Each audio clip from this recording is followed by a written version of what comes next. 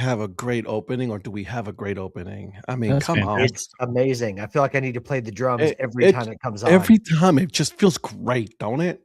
It does. It's like, let's go. I know, right? This is great stuff. So Clip that, welcome Polly. Let's everybody go. to the Dad Hat Clip that, Chronicle Polly. Sports Show, baby. That's right.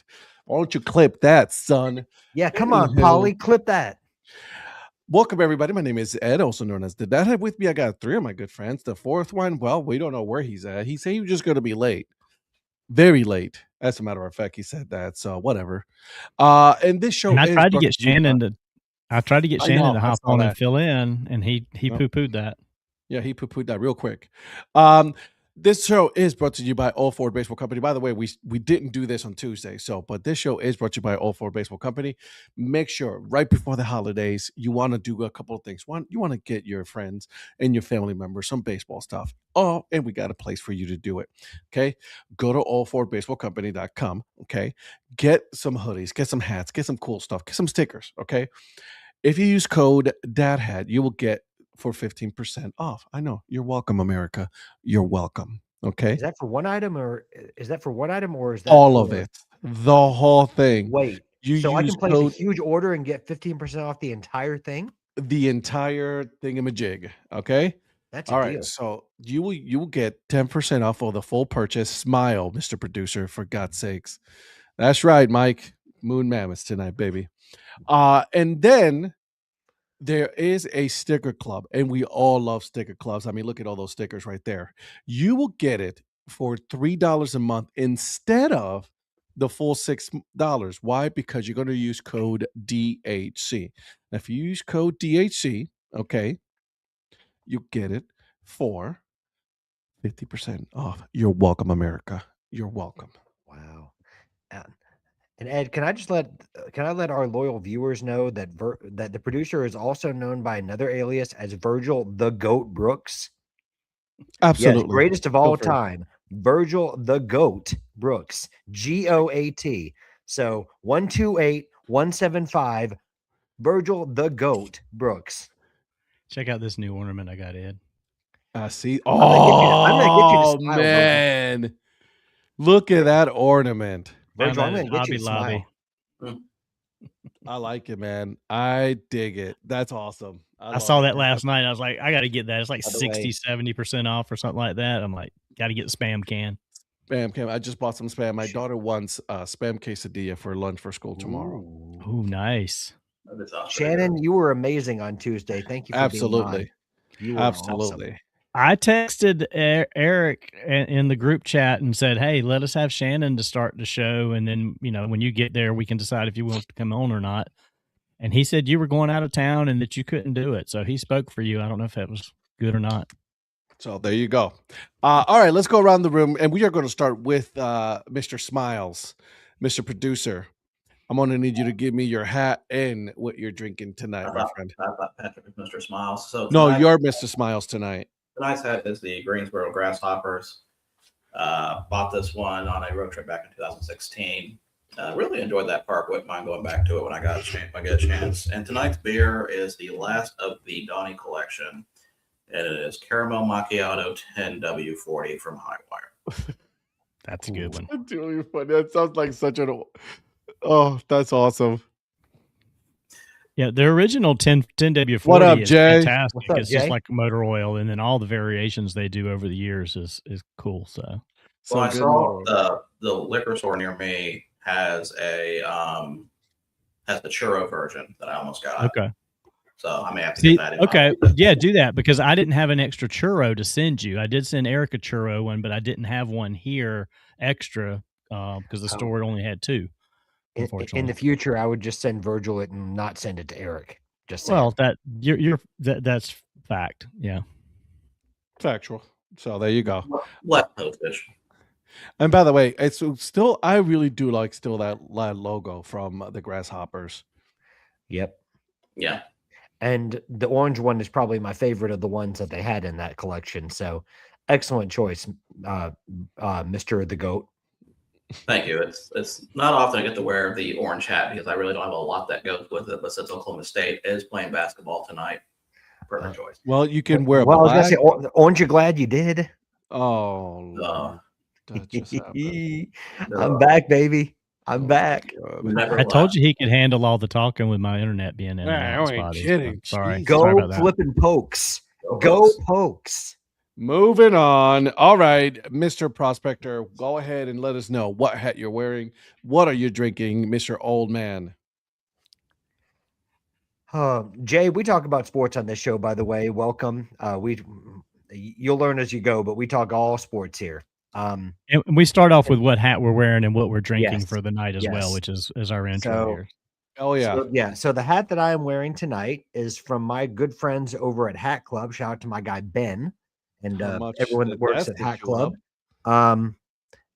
This is the Washington Capitals cherry blossom hat. This is in a blue and black colorway.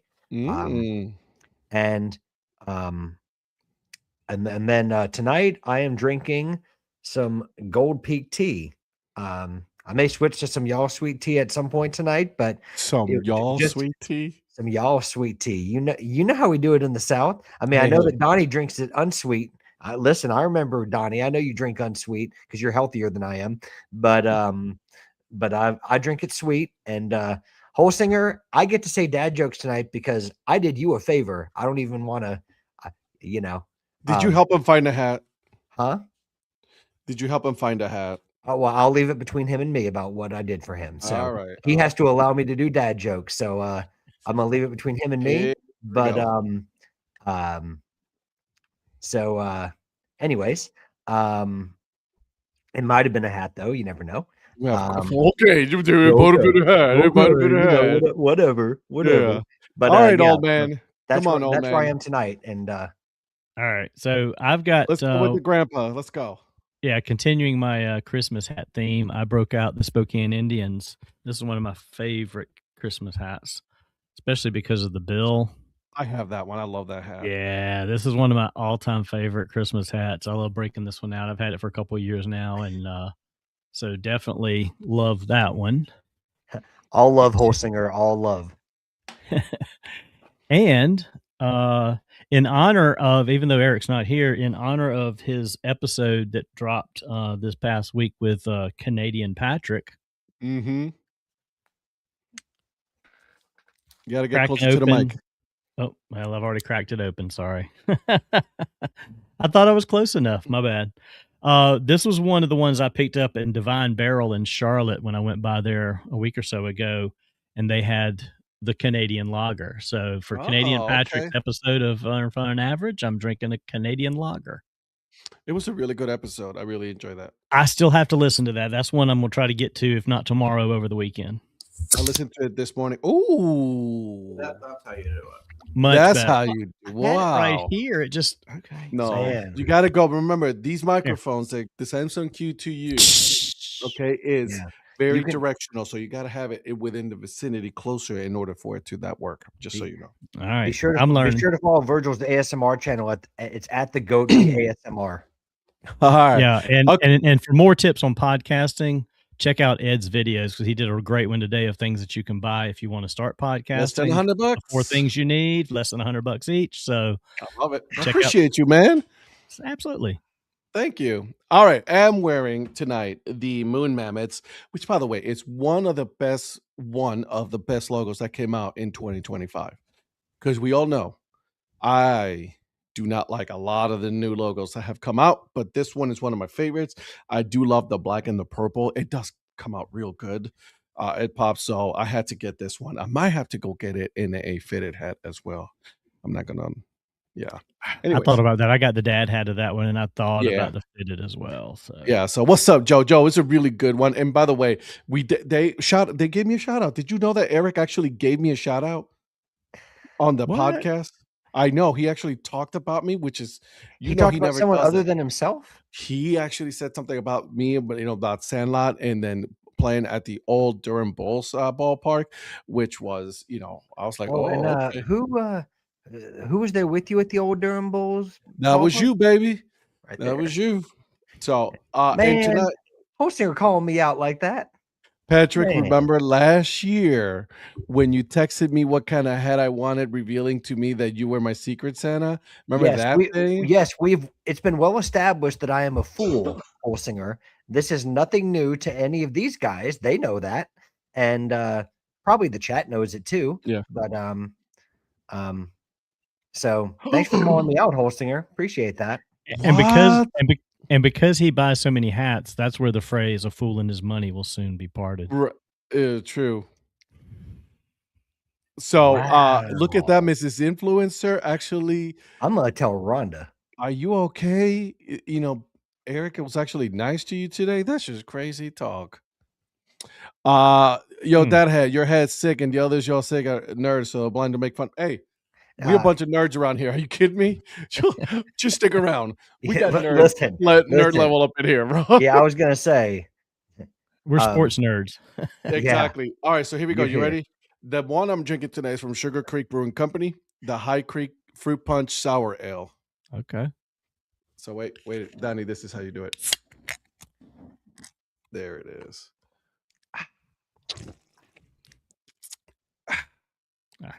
I'm learning. By the way, you can also follow Ed right here. Yeah.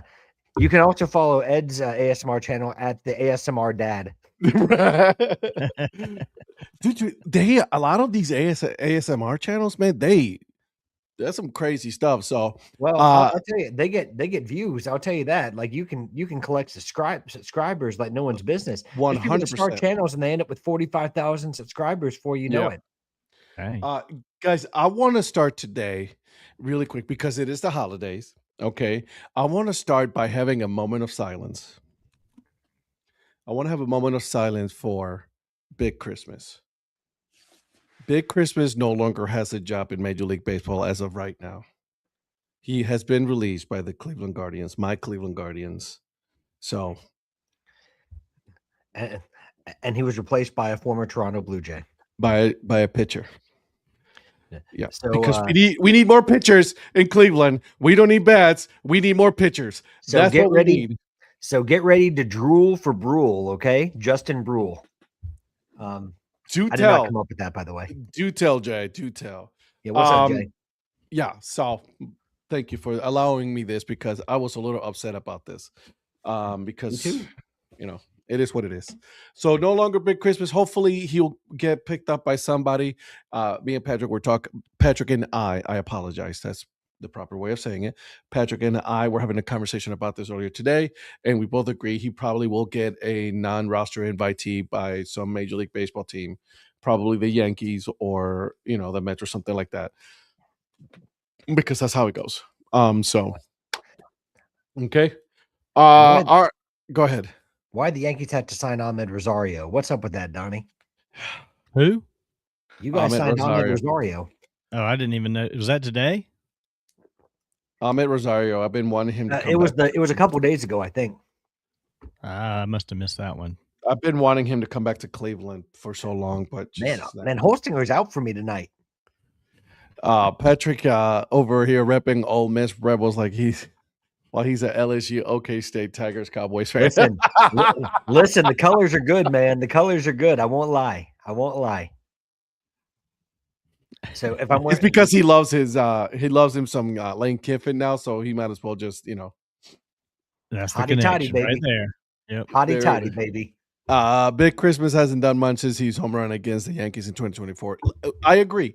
I agree. He was an outfielder at that point, and I think they should have used him. Probably kept him down in AAA to convert him to first base. That's what I think they should have done and let him develop more. But obviously, what do I know?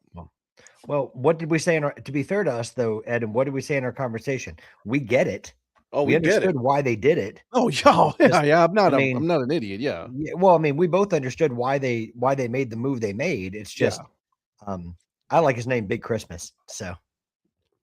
Oh. Whoa. That's why kids say they hate sport needs and hate me, and he made a girl break up with me. So I said that's a lot of stuff right there. That's a lot. Well, I hope you didn't get broken up with, Jay. I'm sorry if you did, but just stay here and hope we can bring you a smile by talking some sports. And let's you might learn start with let's get the sad part out of the way. Not in all honesty this time, right? Like yeah. NASCAR driver Greg Biffle and his Greg family Biffle. died. Greg Biffle died today in a plane accident. It's sad, right in the holidays, especially that hits hard, right? I think he was like 50. Something like that. Yeah. He was younger than me for sure. And, Greg was a good driver too. Yeah, very good driver. He was always one of the favorites of a lot of the other drivers because he wasn't a bad he wasn't guy an or asshole. A heel. Exactly. Well, he was a solid guy. He drove the right way. He knew the rules. He knew the rules of the track, and he always treated other competitors with respect. So and I'm not a NASCAR guy, but I knew of him, right? Like, I mean, obviously in the Charlotte area where he passed away, sadly passed, which is Stateville, right? Which is right there, not too far from Charlotte. And it's just sad, you have it's like two of his kids, also were there as well. I mean, 14 and 6. I mean, it just makes and me the way think they hit the runway and it's like just that plane exploded all the way down the runway. It was insane. I mean, I cannot imagine that. 6 years old, my daughter's 7, it's just like that hit, you hug your family, guys. Well, and he was such a humanitarian. I mean, the stuff that he did, and I didn't know much about this until I was seeing a lot of the stuff today, the things he did for the hurricane relief. I mean, he bought and shipped gas cans, oils, chainsaws, pallets and pallets of supplies to Western North Carolina on his own dime through his own company, through his own philanthropy. So, it's a shame that people like that go so soon. And so, you got two kids right there who have their whole lives ahead of them, and sadly they passed away today, right before Christmas too, which is, like the whole family, the whole Christmas is going to have a whole totally different meaning from now on. It is. But prayers out to their to the extended family of the Biffles and loved ones and friends and all those associated with them. Seriously. So, all right. Again, just pray up and hugs your family today, tomorrow, now, just because you never know. Life is short, man. Life is truly short. So, like, I love you guys, and I'll say that I don't care if anyone hears it on the stream. I love you guys, and so love our chat, love our people in the chat, and so just take care of yourselves, please. I like you. I don't like you that much. And I told Lynn. Lynn texted me. Lynn texted me a little while ago some beers that she was seeing at a brewery that's closing, and she was asking about getting some. And anyway, she said she'll circle back around on that. She said, I'm getting ready to head home. Tell everybody I said hi. And I said, Lynn, when you get home, let us know in the chat you arrived home safely. So hopefully she'll pop back in here shortly. 100%. All right. Well, guys, let's get started. There's a couple of things that happen in college football. We have yet another college head football coach no longer employed because of some extracurricular activities. Whoopsie daisy. So Ohio University Coach Smith fired over affair with student and drinking on the job. Obviously, the whole drinking part I can understand. It's college. Totally kidding. But yeah, another one, guys. I mean, it's like they come in threes. They usually come in threes. It's one of those things you're talking about. Yeah, I didn't realize they revealed the reason. I'm sorry. Go ahead. Well, but the first it was revealed that he was drinking. At first, it was revealed that he was drinking. Now, then, a couple of days later, today, I think it was like they started coming out there. It was like, oh yeah, it's because he had an affair as well with a student. Ooh, I'm sorry for interrupting. The drinking. That's okay. I was gonna say the drinking thing was kind of interesting when it first came out. I mean, I get it. If he was drunk on the job, that's one thing. I understand, and I mean, again, it's a campus. I'm sure they don't want coaches having alcohol in their desk drawers and stuff. But these guys work a lot of hours. If they want to sit there and have a beer in the office at the end of the day, that to me doesn't seem like that should be wrong. And I'm not saying that was all it was, or trying to overlook what level of drunk or drinking or whatever he was doing or alcohol he had. But it was like, really, like, I get it, but that's like, come on, these guys bust their ass day and night away from their families. But it sounds like there was a lot more to it than that. Zach. Zach. You ain't wrong though. You know what I mean? Which coach? Michigan? No, this was the Ohio University Bobcats. Yeah, coach Ohio that he University was. Bobcat. Yep. Yeah. Well, both of them technically, not the drinking, but both with the Both of them, yeah. students. So. And so, again, like the drinking part, I get that because you work so many hours, as a head coach, right? Like, so like, I get it. Like at the end of the day, like you're with your other coaches, Did nobody learn anything from Bobby Petrino? Gosh, apparently not. Was there a motorcycle involved in any of these? That's what they learned. Do not drive Harleys. Other than that, I think they just keep it inside the facility. That's all. Suicide can ruin my life if they want. Holsinger, you my boy, Blue. I love it. Yeah. So, anyways, what do you guys think? I think it's crazy that a coach this day. It's like all these things that you're like, how can somebody be so stupid in the position you're in to jeopardize everything you've worked for that? I mean, it just makes no sense. How do you think nobody's going to catch on? There's cameras everywhere. There's all kinds of stuff. Yeah. I was just about to say, it's hard to see how in this age where reports are out there everywhere and someone's social media and everything. Media that someone, you better hope that you're just walking like on eggshells, because if the slightest thing goes wrong, you're probably going to get found out about it. And, and that's not just the two people involved. That's people around those people. Yeah. The families. It's a shame. It's a shame when someone's married and they've made a commitment and then they don't, they decide that there's extramarital affairs. Yeah. Zach, I'm not disagreeing with you on that one. I'm not either. Absolutely. I mean, I'm not a big, I mean, that's a loaded issue for me. I agree. I mean, no dude should be cheating on their wife and, at all, point blank. Yeah, agreed. Yeah, it's just, Virgil, your thoughts? First off, they knew about this for a while because if you guys remember, he was suspended right after the season. Yep. Yeah, December 1st. Yeah, and I was wondering how long it was going to take for that information to come out. Because the first thing that came out was the drinking, and I was kind of with you guys. I'm like, that's really kind of harsh to do that. But the affair coming out and the fact that they met at the campus hotel, which that's sloppy already. It's sad that the very first thing I thought was, I feel like we owe Hugh Freeze an apology because at least he did not have his problems with students. True. True. But it's very true. And also for the whole, why do they think they do it, is because they think they can get away with it in the end. Yeah. It's as simple as that. Good one there, Patrick. Yeah, it's a whole, like I said, it comes in 3. So we already got 2. Well, let's see who's the third one. Because there's usually something, another head coach is going to, we're at that end, right? Like, I mean, we're in bowl season now. So something is bound to happen that somebody's about to lose their job because of one thing or another. So let's wait it out because, it's going to happen. It's going to happen. And so there's that. All right, Mr. Producer, do we have anything that we need to discuss? I think we did have a logo release, don't we? Yes, we do have a new collegiate wood bat team. So I've got that stuff already up here. And this is a new team in the Blue Ridge League, which is the same league as the Disco Turkeys, the Hungry Mothers, and the Wampus Cats. Mm-hmm. And so we have, one moment, please. Queen City Corn Dogs are in that one too now. See, I knew there was another team I couldn't remember. Thank you for that. There's one other one, but I can't remember the 5th one. There's 5. This is 6. The Miners. Yes. So this is the Davy Crockett's. They'll be playing in Moxville, and they play in Davie County.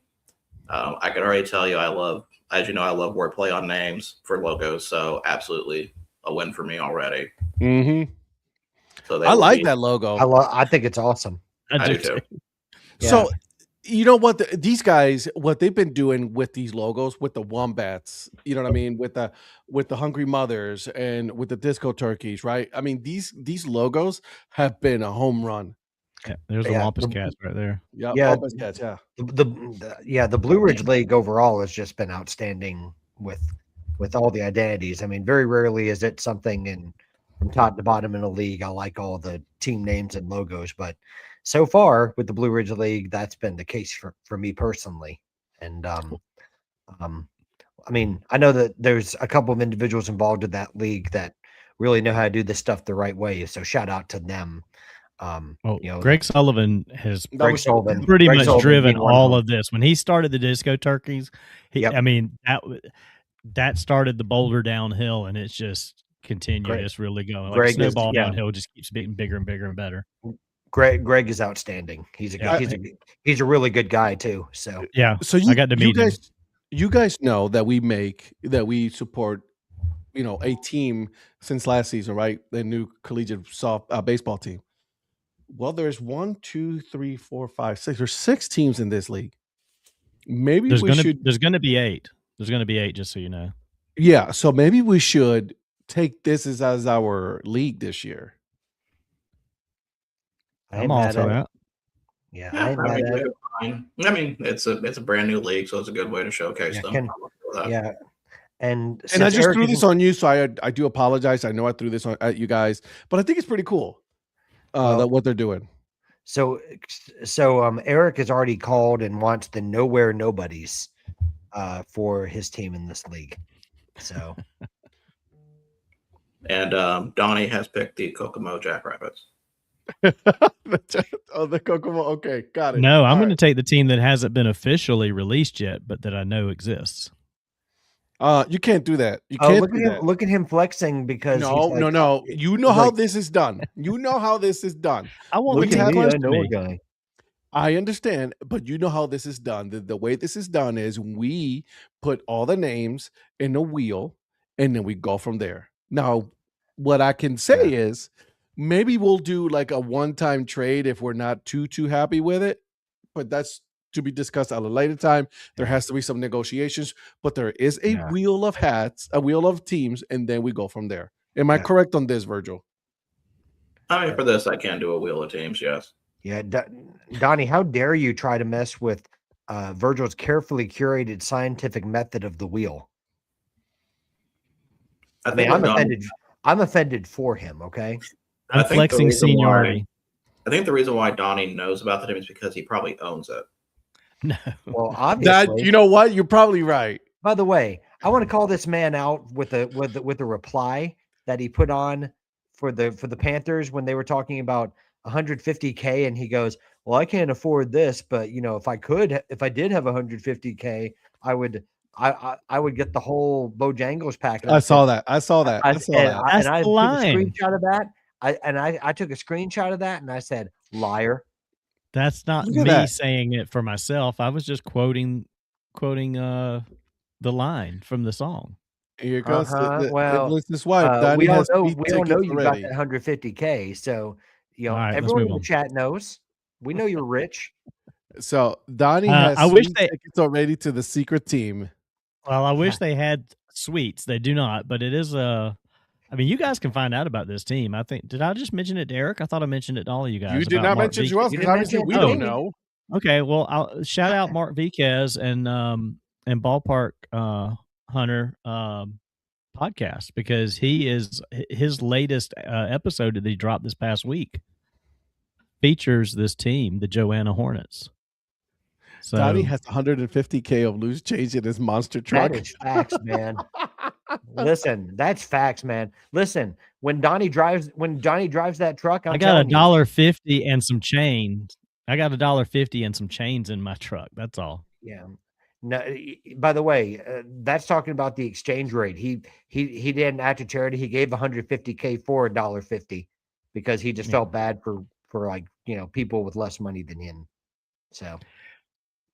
So anyway, the Joanna team is actually refurbished. They played this past season in a high school, but they're joining the league. The the field that they are refurbishing is an old mill team stadium from the 1920s. Nice. Textile league. So they had textile play. Actually, Tommy I love the history Lasorda already. Yeah, one of the other things, just to kind of throw a nugget out there, I don't want to give away his whole podcast, but one of the things is Tommy Lasorda played down there for a team in 1947 for a season. Who did? And Tommy Lasorda. He was playing minor league baseball in Greenville, What's and he the team came called? down. Joanna what? It's the Joanna Hornets. They're in the town of Joanna, just north of Newberry, in between Newberry and Clinton, South Carolina. Okay, all right. So about 45 minutes from me, and it's about a 1,500 seat stadium that they've renovated, and they're doing a lot of other improvements to the stadium that may not be available till for another year or two, but they're at least getting it ready to play in for this upcoming season. I appreciate this new league. I think we should definitely keep an eye on this team for sure. Man, I like this. Donnie, I'm always so impressed with all the people you know. Man, the colors are black and gold, like very Pirates look like. Yeah, he talks about that in the podcast too, because the original colors that they were going to use were different, and someone who because they had teams playing there from like 1950 until the early 60s, but nobody's played there really. Maybe in the 80s and 90s there were a few things there as well. But anyway, so somebody came back and said that color's not the right color. These teams always wore black and white, and then they used yellow because of the yellow jacket. So anyway, the black and gold is nice. It's a great podcast interview. Mark does a pretty good job because he's all about stadiums, and that's what it focuses on, is the actual stadium part of it. So, but one of the things that the guy mentioned at the end was, and it's funny that they released the Davy Crockett's today and the Hornets haven't been released, because he had signed his paperwork when he did this interview with Mark, and I don't know if last couple of weeks he must have done it. He said there's two more very riveting. I thought that there was going to be some more. I thought there was going to be a couple more teams closer to me, although Davy's not. So, but anyway, Davy got released. The Hornets should be coming. There should be one more after that. I like it. By the way, Donnie, this is for you because it is right there by you. They are looking for uniform sponsors. Yeah, they do have a lot of sponsorship things that they're doing. Yeah. Well, I mean, I can't afford it, but the naming rights to the stadium's out there for $250K if you want. That's a good joke. I love that one. Good for you. You talking about Michael? No, I'm talking about you. I can't afford it. Oh, can't afford it. Oh. Well, funny story. Again, you talk about my connections. Holsinger's saying, isn't Newberry a place where Andy Griffith is located? Did I get Andy Griffith's autograph when I was a kid growing up? I did not get his autograph, but my parents did live in Mount Airy, North Carolina for a couple of years when I was in college. And Mount Airy is the town that Andy Griffith grew up in, which is what Mayberry is based on. So I did technically live in Mayberry for 2 years in college. Well, listen, there's a Mount Airy in Georgia too. There is. Well, I'm following this team now on social media. So, and by the way, I'm always impressed that you big accounts now have teams that are following you before you even follow them. I was like, man, I think the three of you, they're like, oh yeah, they followed me, and I was like, well, hashtag big accounts. Well, that's what we do. I mean, they didn't follow me. I can tell you that. I followed them. No, you'll get the follow. Don't worry about it. Well, I mean, maybe in reply to me doing it, but big accounts, I get it. So. I'll say this: their logo is pretty cool. For the Hornets, it is a pretty cool logo. So, does it remind you of the oh man, what's that team in the Northwoods League? The Wilmer Stingers. Yeah, kind of does. A little bit. Yeah, it kind of does. Yeah. You're right. I like it. I don't see anywhere for the merch isn't available yet. That's what He I was said just merch. He said merch should be available maybe by the end of December. Okay. Sweet. Well, let's keep an eye out on that. So, all right. Any other logos or anything alternate identities that came out? I don't have anything in the docket. Trash Pandas did release Christmas Vacation themed jerseys. Those are sweet. Yeah, although I don't really have an opinion on Christmas Vacation movie. I know some people do. So You better not. Have What? you seen it? I've seen it. Yeah. Okay. All right. I hadn't seen it until You said you've until never about seen 2 it. years ago. I said I hadn't seen it until about 2 years ago. It's one of the best Christmas movies ever. Yeah, I didn't even know it. Honestly, I didn't even know it existed until 2 years ago. I knew about the regular Vacation. I didn't know about Christmas Vacation. Christmas Vacations. It's no Jingle All the Way, but I mean, Oh, you need to chill out with that. That is just gross. What? Jingle what rock All the has Way. Patrick been living under that he did not know about Christmas Vacation? That movie came out in the Don't worry, 80s, bro.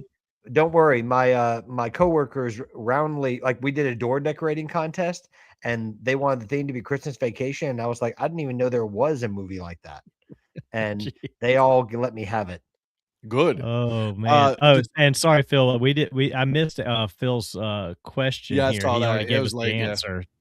I would not have come up with Twinkies. It would have taken me a little while to think about that one, but I do remember it now that he says that.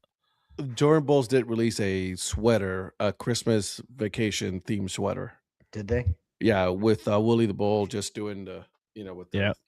yeah. So that one is out there as well. A lot of cool Christmas themed stuff, and I like that. I like that a lot. Which more teams would put out Christmas themed items around Christmas time?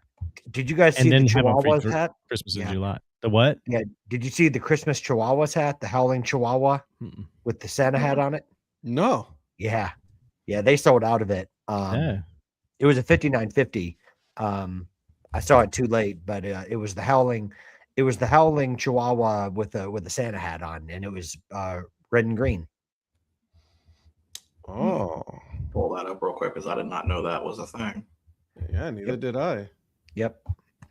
Listen, Brendan Fraser's a good guy, man. So if you want to compare me to him, I don't know that movie you're talking about, but if you want to compare me to Brendan Fraser, I'm okay with that because Brendan's a good dude. The Crockett only has one hat released. Davy Crockett. It's interesting. You know the wild. Oh, that's nice. Oh wait, do they have my size back? It looks like, this is from their team store. I see does that say 7 5/8? Mm-hmm. Ooh, well, I know what I'm about to go and do. Man, they don't have a 7 3/8, but that is a nice one. Yeah, I didn't realize they had they probably really don't, but I'm gonna try it and see what happens. I like that a lot. Awesome. You're right. That's a good hat, Christmas hat. I like that one. The Erie Seawolves are always the ones who are always putting some good hats for holidays and things like that, like the Halloween one, St. Patty's Day, Christmas. So that's another team that you guys should definitely take a look at for that. That's a nice hat though, man. Yeah. Oh, I just ordered it. So. Oh, Jesus, you just did it? Yeah. Good way for you to just, maintain not buying hats. Well, that's a special occasion hat. Well, I was gonna say I had that one on my list for a little bit, so I just thought it was all sold out. So. Oh darn, they don't have my size. Wait, that was been on your list for a little bit. Didn't you just discover it? No. Oh. I've known about that for about a month, I would say. Oh, okay. And he's just now telling us. It was all sold out by the time I saw it. I didn't know. Donnie disappear. Oh, he's back. He's back. Ope, are you from Wisconsin? Are you from Madison? Like the Ope? Ope, he's back. Mercy. All right. And also the Chihuahuas have a sale going on anyway, so the hat's marked down. We got a National Hat Day coming, man. National Hat Day coming. Well, this one was this is usually better than National Hat Day sales, so okay. It was about 30% off or 40% off, something like that. I was like, okay, I'm here for it. There are a couple of Christmas stuff, but no hats that I see right now on the minor league website. A lot of like shirts and T-shirts and like Yeah. The South Bend Cubs have a 940 Santa one. So there's a hat there. All right. I'm from Ohio, which is Midwest, no matter what Eric says. That is correct. Ohio is Midwest. All right, Mr. Virgil Brooks, talk to me. So we do have to go over picks from last week. Do we? We do, because since we did have the Troy and Jacksonville State game run over on the show, we were not able to announce a winner. Jerks. So now that that game is done, we can announce a winner. And tonight's the winner of last week's picks, or technically this week. Well, I guess last week's picks we could say is big whoop to do. What a shock! Who did I say was going to win picks this week? Oh, that's right. I said the mayor, the millionaire mayor. So yes, Donnie won picks at 17-7. Had a really good showing there. Second place at 15-9 was me. Oh, shocker! Yeah. Notice how the two guys I said that were going to finish top 2 in picks finished top 2 in picks. I would have never guessed it. Monday doing his best. Is coming. Well, he's doing his best Eric impersonation right there. So. No. Well, listen. Yeah. Donnie needs to call hit IT guy. Oh, Mike, Ripple Fiber is out again. Third or fourth outage I've had with Ripple in the last few months. And so this is the Ripple effect? The last 2 updates I had said we're working on estimated time for fixes pending. So it's kind of like when they say they'll fix your power and it's like we're on it. Estimated time 4 days. Right. Gross. And third place was Eric at 15-9. Oh, you better give him some crap. And there was a tie for last place. Yeah, baby. However, Patrick, you got your over-under correct. How in the world did I do that? You had over on Illinois State against the Cowards. So congratulations, you did not finish last. Didn't I? Yeah. Well, I told you I was going to finish near last, and you said no. There's no way. And then it's like, oh, you finished in front of me again. No, you said finished last. You did not say near last. Well, I mean, it was implied. So. Oh, it was implied. I don't think it was implied. I just think you're just trying to make a narrative. No. Implied, huh? Implied, yeah. Implied. Yeah. Yeah, when I say that, kind of like I imply whenever I say the mayor has money, I mean he has a lot of money. Sure. Let's go with that. That bank account's bursting. What did Donnie ever do to you to deserve? I have been super nice to him this week, and he has been done nothing but insult me and throw me under the bus. You hear that? He's gonna feel bad when someone breaks in here and finds out there is nothing, and then nobody. That's right. Like you can have all the other, and then they get mad. They get mad. Just because I'm not it here ain't in the anymore. compound doesn't mean it's not in offshore accounts, baby. Here we go. You're a smart man. Moving on. You diversified your portfolio, son. Virgil, continue, my man. Well, do you guys also know who probably needs to diversify their portfolio? Who's that? Ladies and gentlemen, it's time for Gottlieb Watch. Yeah. Yeah. Let's go. Welcome to Gottlieb Watch as I chronicle Doug Gottlieb's journey to 10 wins. We are currently at 3 Division 1 wins. Never does. You hope he never does? We'll see what happens. So tonight's opponent, by tonight, I mean yesterday's opponent, is that's such a good logo. UC Santa Barbara Gauchos. This was played at the Crest Center, which is on Green Bay. This is in their campus. This year, they're playing more games at their campus arena instead of the main one at Resch Center. Okay. Is that the toothpaste center? Oh, Crest, not Crest. Okay. Yes. Crest. So UC Santa Barbara's current record was 8-3. Last year's record was 21-13. So definitely a decent Big West team. And Okay. UC Santa Barbara was favored in this game as a road game at 6.5. So, gentlemen, as I always ask every week, we do this. Yes. Did Doug Gottlieb win this game? No. I'm gonna go with a no on that one. No. Donnie, I'll say yes. you say yes. I'll say yes. Okay. Since Donnie said yes, Ed and Patrick, did Doug Gottlieb cover in this game?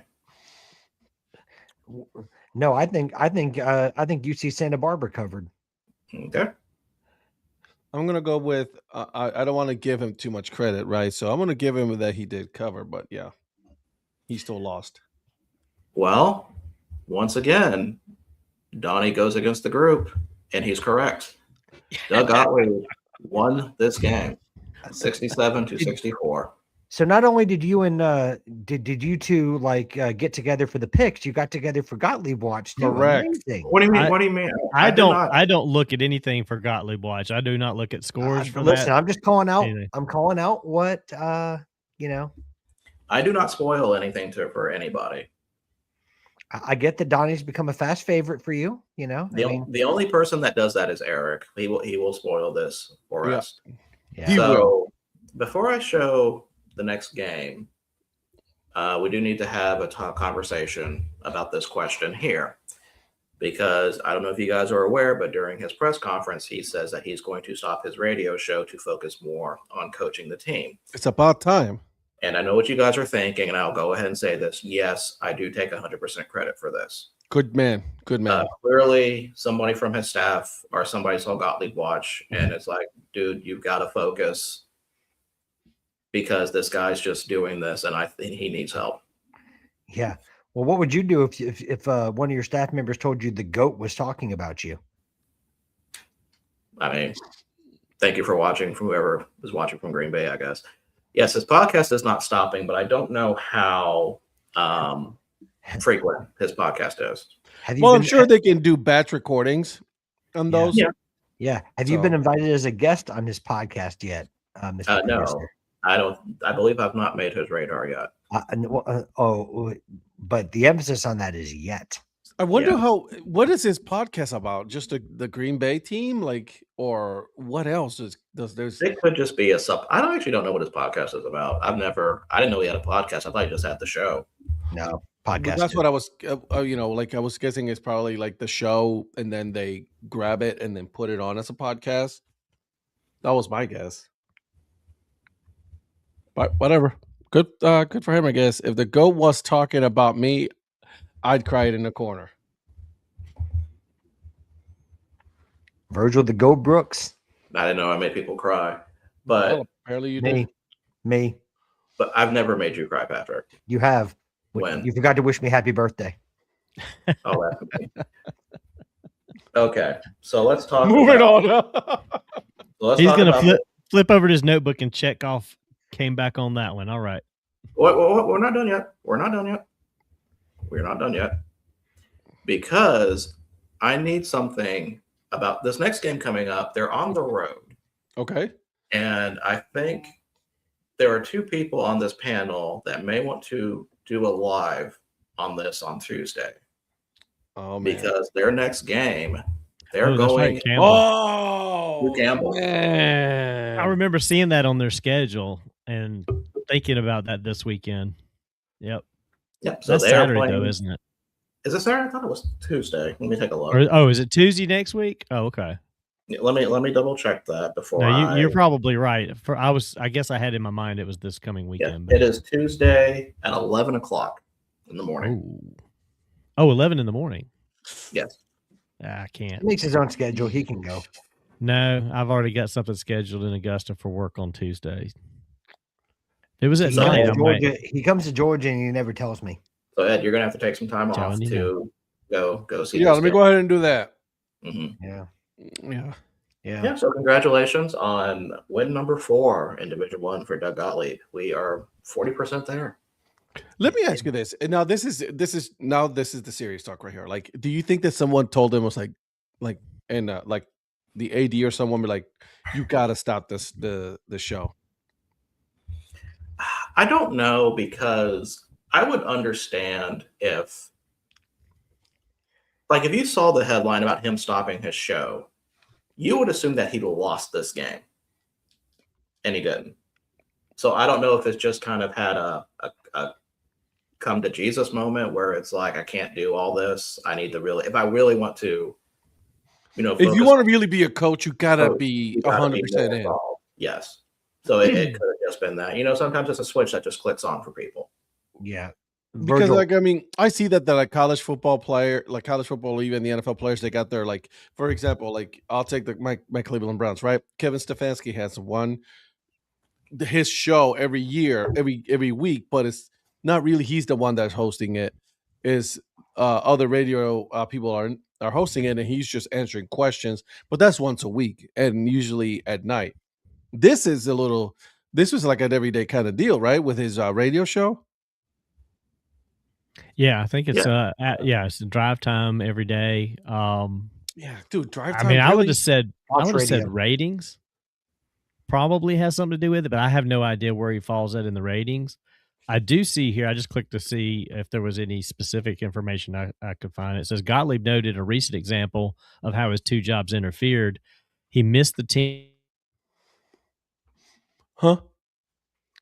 Man, leaving me on pins and needles here. Huh? Right? What's the missed the team? Yeah. He missed the team. What? Yeah. Well, he holds us in suspense. Virgil, what do you think about Zach's question? Do you think Green Bay will be better since Gottlieb is quitting his radio show, or do you think?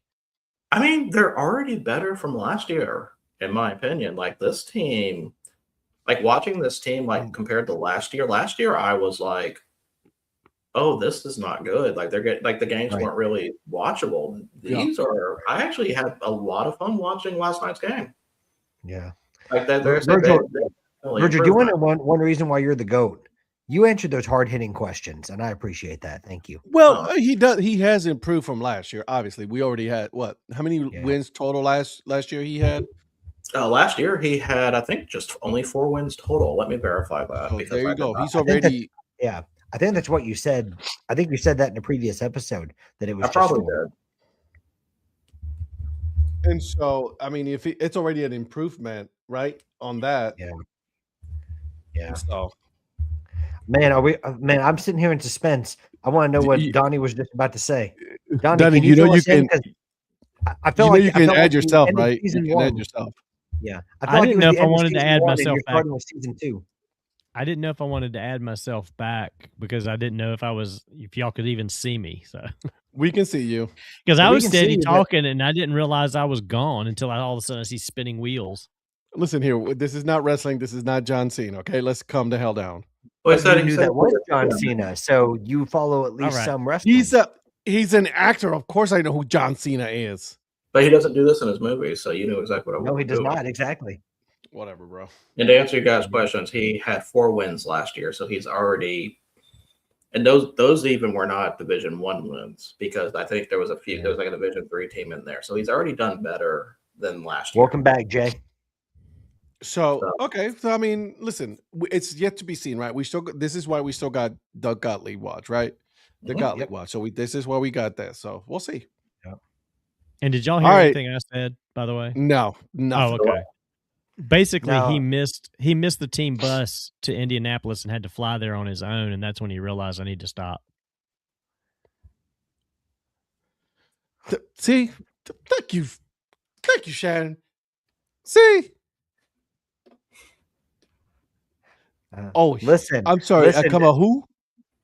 Ricky Steamboat? Ricky the Dragon Steamboat. Ricky Steamboat. You don't know Ricky Steamboat?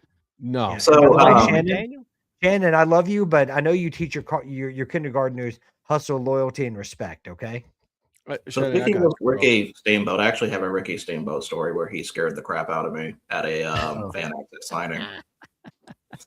So this was at WrestleMania 30.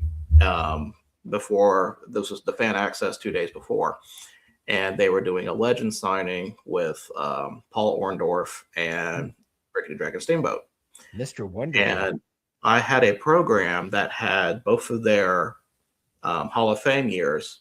I already had it covered, So when I give them the book, they can sign what year they were. So I give my book to Orndorff first, and he takes the book from me, so my finger slips away from the page, and he signs his.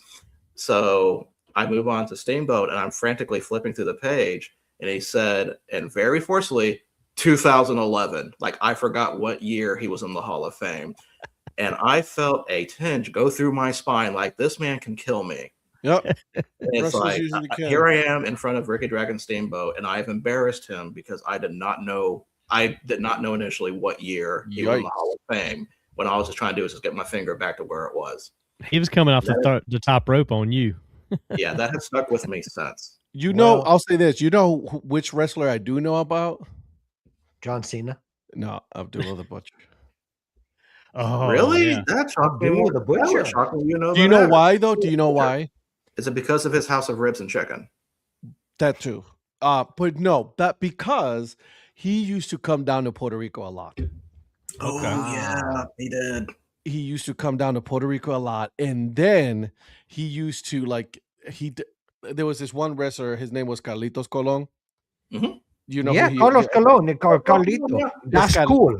Carlitos Colon, right? And they used to do that fight, and he used to do the fork in his forehead, and Carlitos Colon's forehead will forever be messed up. Yeah, that's how I remember, because he was like, this was like this big, huge name in Puerto Rican wrestling. Yeah, and then Abdullah Butcher was there, so that's how I know. So there you go. Well, are you familiar with Carlito from WWE, where he's like, "That's cool"? No, he's the apple, and he goes, "I teach you how to be cool."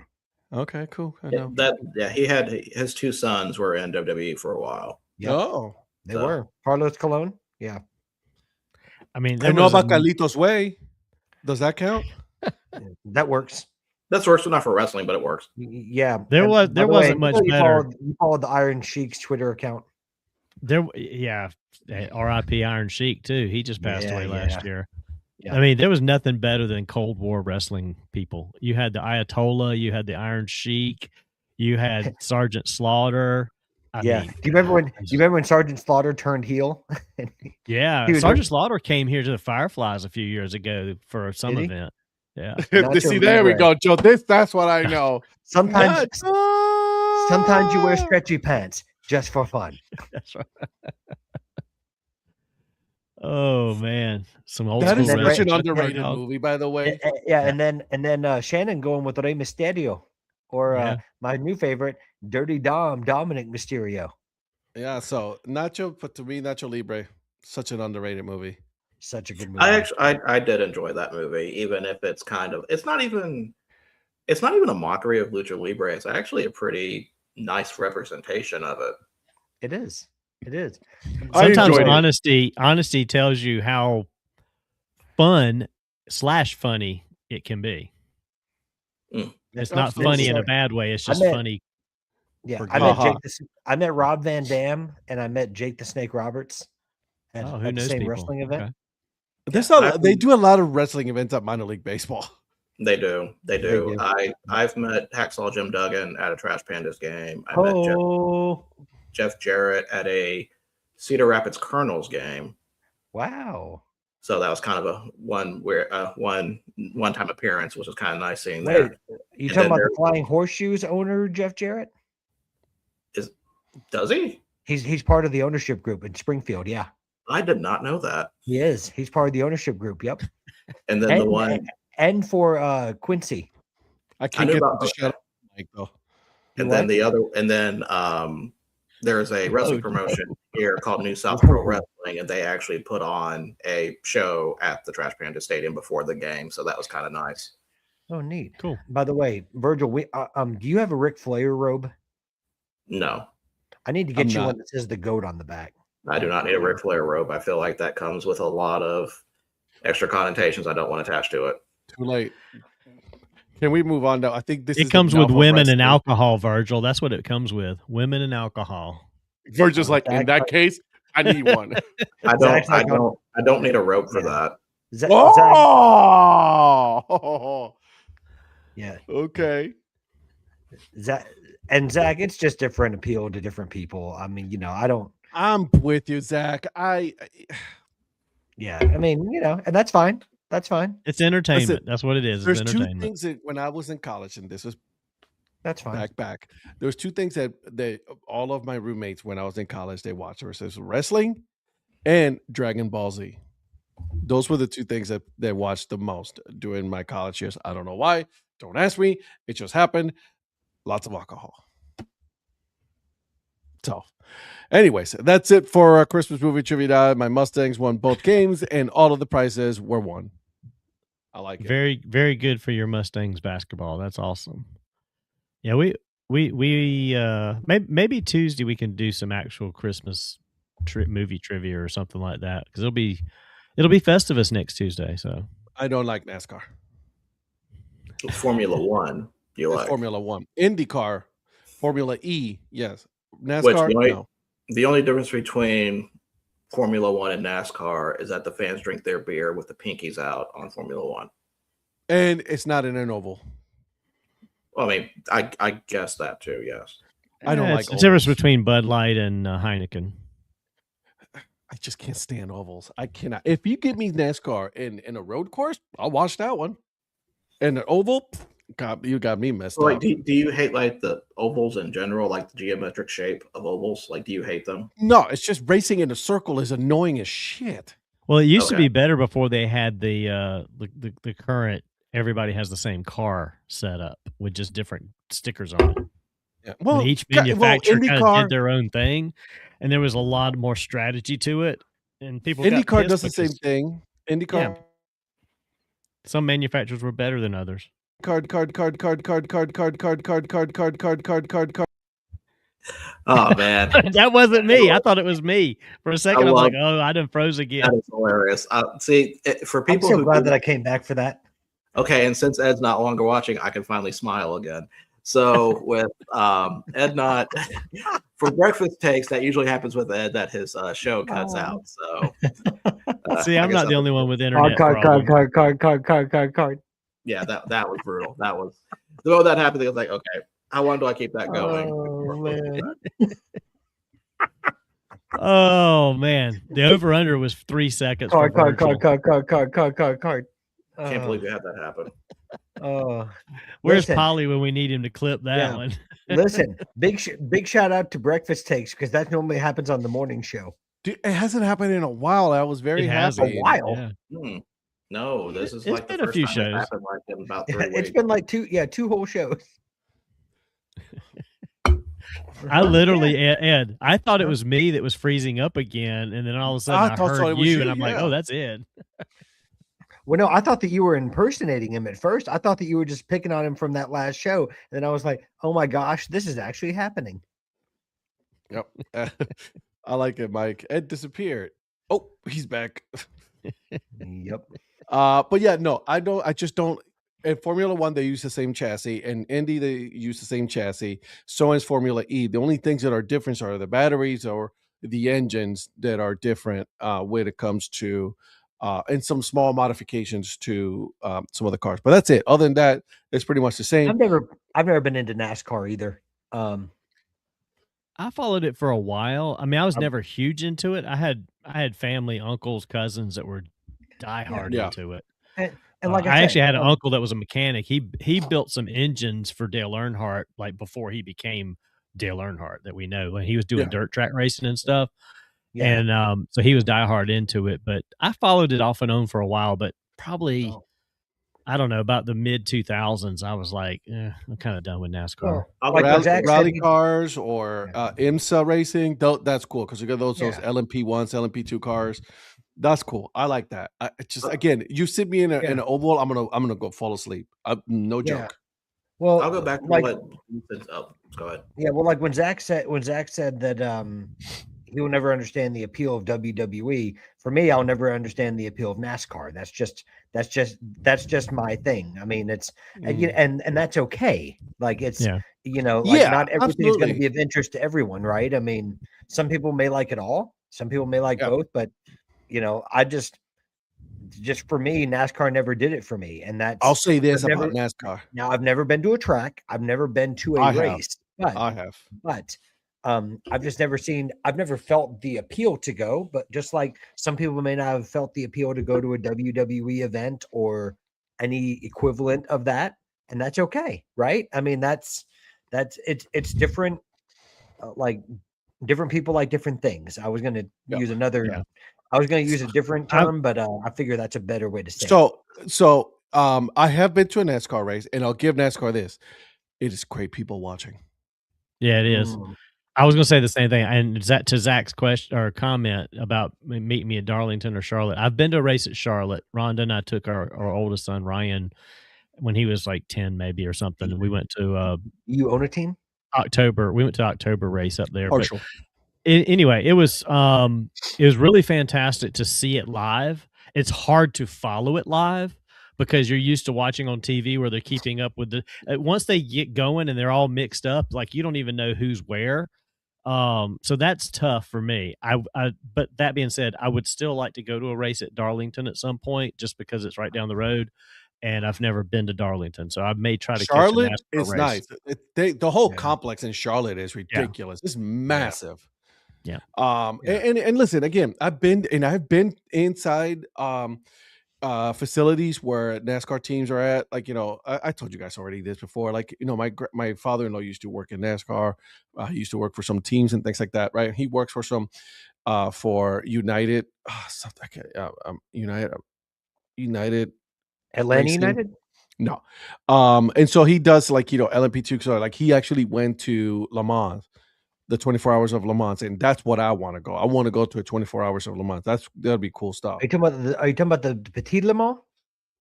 No, not like Petit Mans, the Le Mans, like in France, Oh, in Le Mans. Well, I live about 10 minutes from where they do where Michelin does the Petit Le Mans. Yeah. I live about 10 minutes from that track. Well, I might have to go down there because, man, that's cool stuff. Like, you see those cars? I'm telling you, it's incredible. Like I didn't even know what it was when I moved where I am.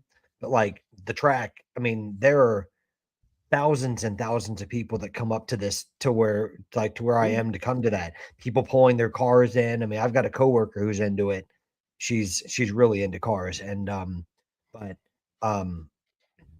yeah, it's incredible. Like, yeah, I've been on a tour of the track for work, but it's really an incredible thing. If you're into that kind of a thing, it's the operation is very impressive. I've been to VIR right here in Virginia, like it's right across the border where I'm not too far. It's like about an hour or so from me. I've been on the track itself. I've actually been on one of the race cars, like, BMW race car. And let me tell you, mad respect to these guys. Like when you're going up and you're going on up a curve, you don't see anything, but you got to trust your instincts in your car that you're going to go in and go around. And so it is amazing. Going on in a race car. So it is. Zach, do they have boxes at Darlington, like luxury suite boxes, or? I'm sure they have. If you were Donnie, you'll see the entire track.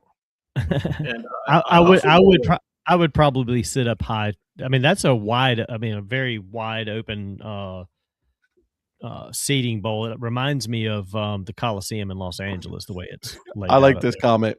You'll talk about going to Le Mans race as Eric waits for y'all to attend baseball around the clock and whistles out. Well, I'm going to that this next year. Yeah. So hopefully some other people will join, but we'll see. So I won't be able to, unfortunately. I want to go. It's crazy though. Like today did not go the way I thought it was going to go. The show. We've talked about racing. We leave that for the Monday night show. We talked about wrestling. We don't talk about that because that's the number one Ed rule. And now we've talked about all of this. I thought the number one Ed rule was not talk about tennis. No, it's wrestling. I'll give him this. In all seriousness, though, listen. A lot of people say like, yeah, it's all like it's all scripted. That's fine and well. I don't really care about that. These guys are athletes. You know what I mean? What they put their body through is insanity. Yeah. Uh-oh. Then go. Oh, he's See, look at that. Look at that. Rondo gets on and Donnie. Oh, you already moved him. He was just nothing but smile. Rule number 1, don't talk about Fight Club. That's right, Mike. You know the deal. Yeah. No, I thought Ed's number 1 rule is just don't show up. No, show up late. Show up when you want to. That's my own personal thing. Okay. Last time I checked, it says DHC. So just so you know, okay. Yeah, it does say that. We talked about the Monday show where it does not say DHC. So technically, no, but that's for you guys because you guys are the hosts. I put that together for you guys. So I don't want to hear it. Donnie got in trouble and disappeared again. I know. I can't bring him up yet. Oh, there he is. There he is. It's just like boom, gone. I thought you got off because Rhonda had you get off. And there he is. Oh man! Oh, she said then go because I missed you. She said then go because I said I wasn't going to Wichita. Donnie got in trouble and disappeared again. I did. I was like, out. I'm out. See ya. Oh my God. All right. Is Shannon still on here? Or What's is she, up, Mr. Influencer? How are you? Good. How are you guys? You know, hey, I missed you, Eric. You should be so lucky. We talked about wrestling and racing. Yeah, I know. I was like, I'm not getting on right now. Is this Monday night? I know. I did not want to talk about wrestling. We don't even talk wrestling Monday night. Ed gets mad when I do that. We don't do that. Ain't nobody got time for that. Ratings are dropping now. Yeah. You know what? If on a Monday night show, we'll bring in Flobito, and then we'll talk some wrestling. There you go. Oh, if that happens, then it's not. That's going to be like a 5-hour show because I'll let him know. I will not shut up. So there you go. Well, Eric, what kind of hold for hold? Eric, what are you drinking and what are you wearing? What kind of hat you wearing tonight? What I'm drinking, I have no idea. Took first sip. It's really, really good. It's day 7 of the Pro Side beers, 12 days of Beermas. Don't know what it is yet, but the first sip was really, really good. For my hat, and you can see it there. Is that baseballism? Yep, baseballism Flagman frozen treats. It's got the ice cream and a baseball, and then the cap. The brim is like an ice cream cone. So frozen treats, Flagman from baseballism. So Eric, if someone wants to follow 12 Days of Beer Mess, how can they do that? Go to pro_side_beers on Instagram. Hey, PROSIDE_beers. I haven't looked yet. Good. I just want to make sure you got that out there. I haven't looked yet, but what was the beer that you spilled on Tuesday? It's one I've actually already had. So my buddy was the one that did it. It was from Distill Brewery. They have a sour series. It is called Wild Sour Dragon Fruit Mango from Distill. Ooh, that sounds delicious. He didn't care for it because he's not a huge sour guy, but I didn't mind it. It was pretty good. But he doesn't put the labels on these beers very well. And so I had a hold of it and it slid down and I had a hold of the label, but not the beer. And it got all over the side of the bookshelf that this computer's on. Isn't that your son, Jerome? Yep. I'm not answering that question, so I don't want to talk about it. Oh, man. I'm glad that Mike asked it because I've been wanting to ask that for a week, but I'm suspended. So, nope. Do you put the labels on? Well, just so Eric knows, I don't know if you saw this. Sorry, I broke out the Canadian lager in honor of Canadian Patrick episode of Earn Patrick yesterday. Yeah, check out Joe Sheeder from yesterday, Canadian Patrick, and to what's up, Joe? To answer my wife's question, no, I don't put him on Super Bowl because I asked her to do it for me. By the way, so that way you don't see it, right? So that's the whole thing. Thanks for the shout out. I was taking it back at the gym this morning when you actually talked about me on the episode. I was a little surprised. There were some tears. Not gonna lie, a couple tears of happiness. I don't remember what we said. It was about the Sandlot baseball.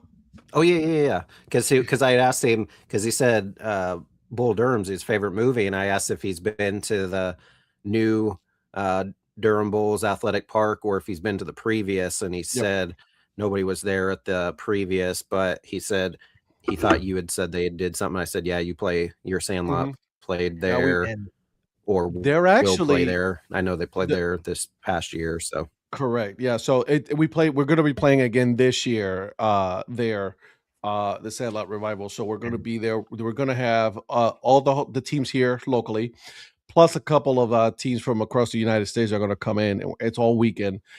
We play, I think it's like either 3 or 4 games every night, every week, every weekday and weekend. So it's going to be a lot of fun. And then pretty cool stuff though. The city of Durham is also working with the Durham Bulls to renovate that stadium. So it is going to stay as a stadium. It is it's the original where the Durham Bulls, where the movie was filmed. And so, yeah, very, very cool, very nostalgic little ballpark. I like that a lot. Yeah, it's very Eric, cool. I had a tear in my eye this morning when I saw that the title of the episode was Canadian Patrick. My name being in the title of one of my favorite podcasts, I had a tear in my eye. Well, we just made everybody cry from yesterday's episode. Thanks a lot, Joe. That's right. I just never get a shout out on your podcast. So I mean, well, you come in this next couple weeks is our Christmas spectacular that you didn't join us on either. You were invited, but what was I doing? I was doing something. You were getting sick at Disney. Oh yeah, yeah. I paid the price. I paid the price. Still paying the price. In his defense, he did a great job of impersonating the Epcot ball. I mean, he did a great job with that. All right. You got to get that shine real good, baby. Come on now. Yeah, yes, sir. So it was a lot of fun. There were some people there in our group that got super sick from the rides, and so. Oh really? Oh yeah. One of them, we were in line, and all of a sudden he goes to the side. He goes, I'm like, I'm out. Nope, I don't do. I will clean up poop. I will not clean. I cannot be around puke. It's just not gonna happen. No. So, anyways, is that including your own kid? Oh yeah, 100%. Mm-hmm. I've been pooped on and puked on, and then the puke was the worst. Yeah. Every parent will, I know Donnie has gone through that. Eric, you've probably gone through that as well. Rhonda can't stand it either. I usually end up having to be the one to clean it. At least when they were back then, when they were little. If they puke on you now, it's because they're drunk as all hell. So they don't drink, so I'm lucky there too. So. Well, there you go. All right, Virgil, what else we got, my friend? So since Prophet's here, first off, I want to get his opinion on the Davy Crockett's from Blue Ridge League. What do you think of that, Eric?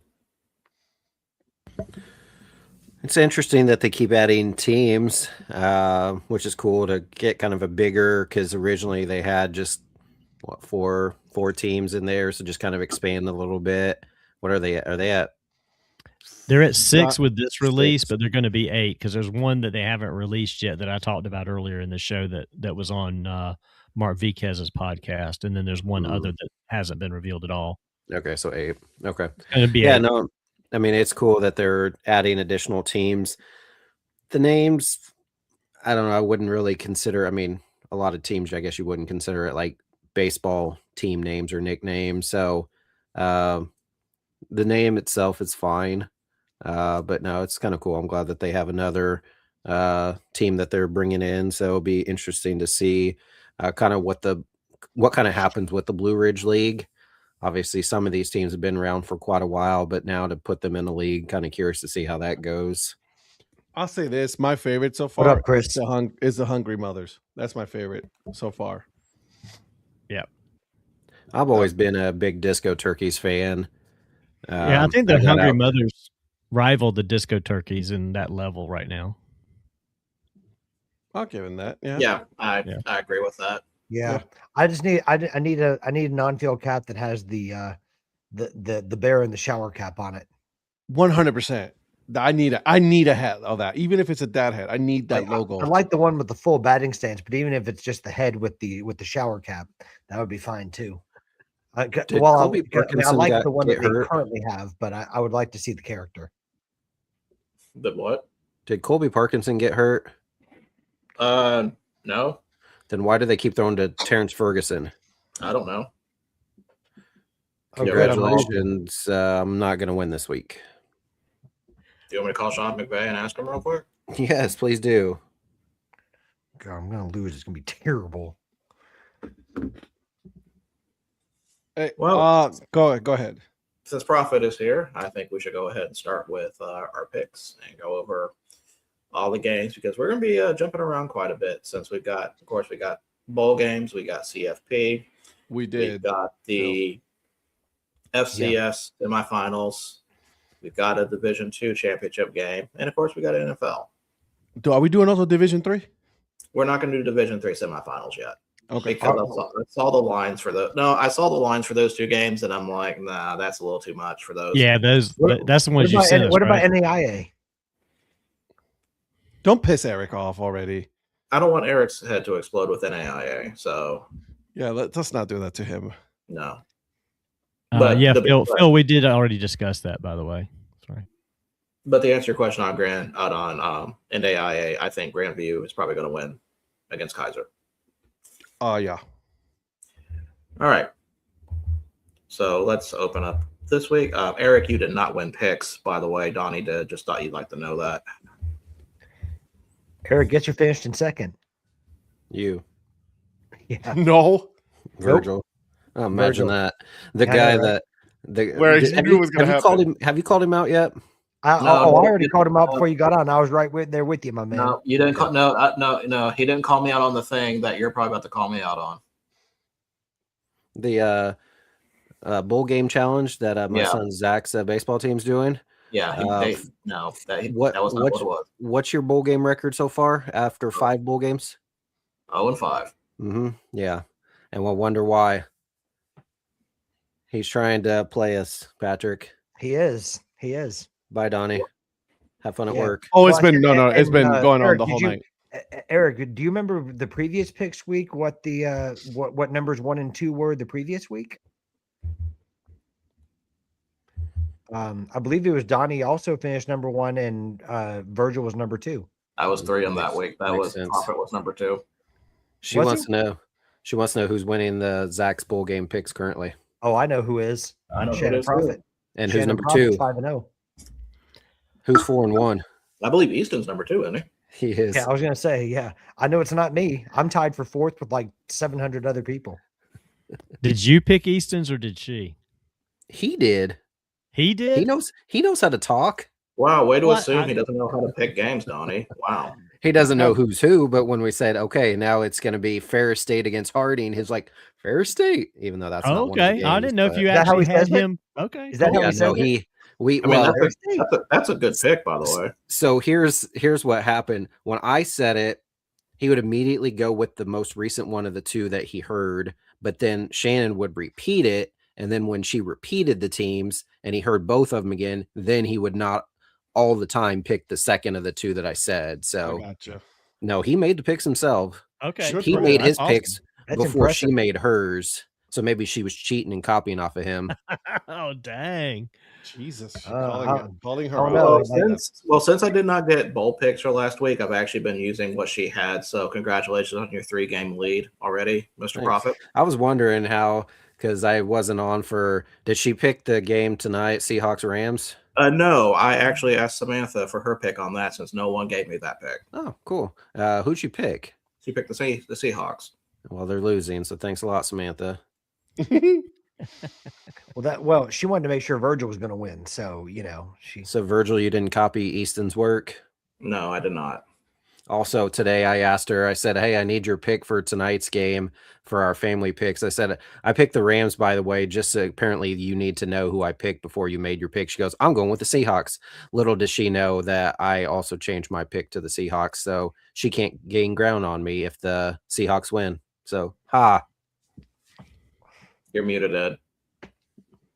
A little bit of cheating going on. I like it. Mm-hmm. Yeah. Well, and I heard the allegations on Tuesday night. I was standing right here for a little bit, and then I went the allegations. to bed. You were right there, bro. I tried to get you back on. I went to bed. She told me to get out of here, get lost, and then I went to bed. So I was like, "What the hell, bro?" I thought you were going to sleep standing right there. It doesn't take much.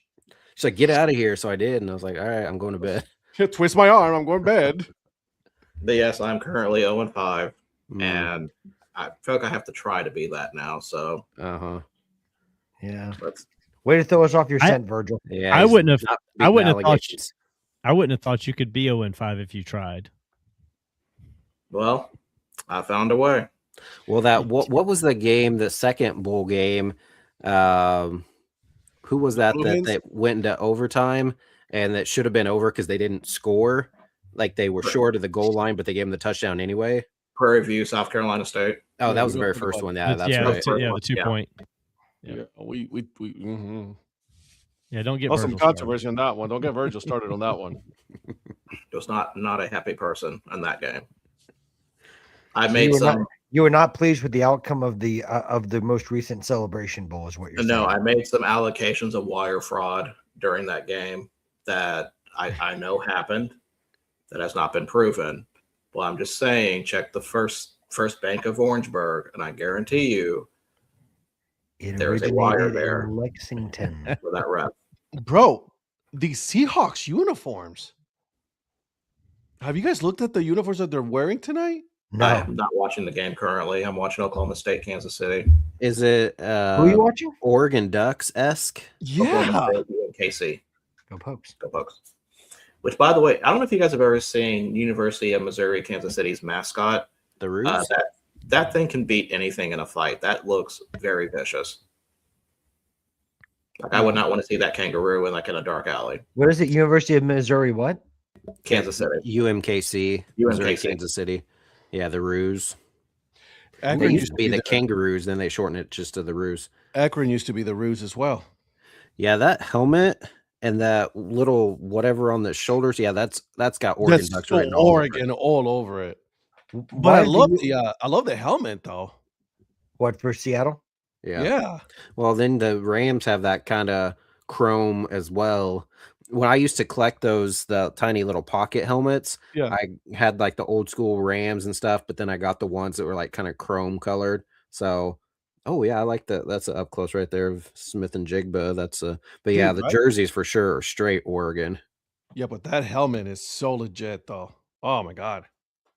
Anyways, I'm sorry. I apologize, Virgil, but I just had to mention it because the men.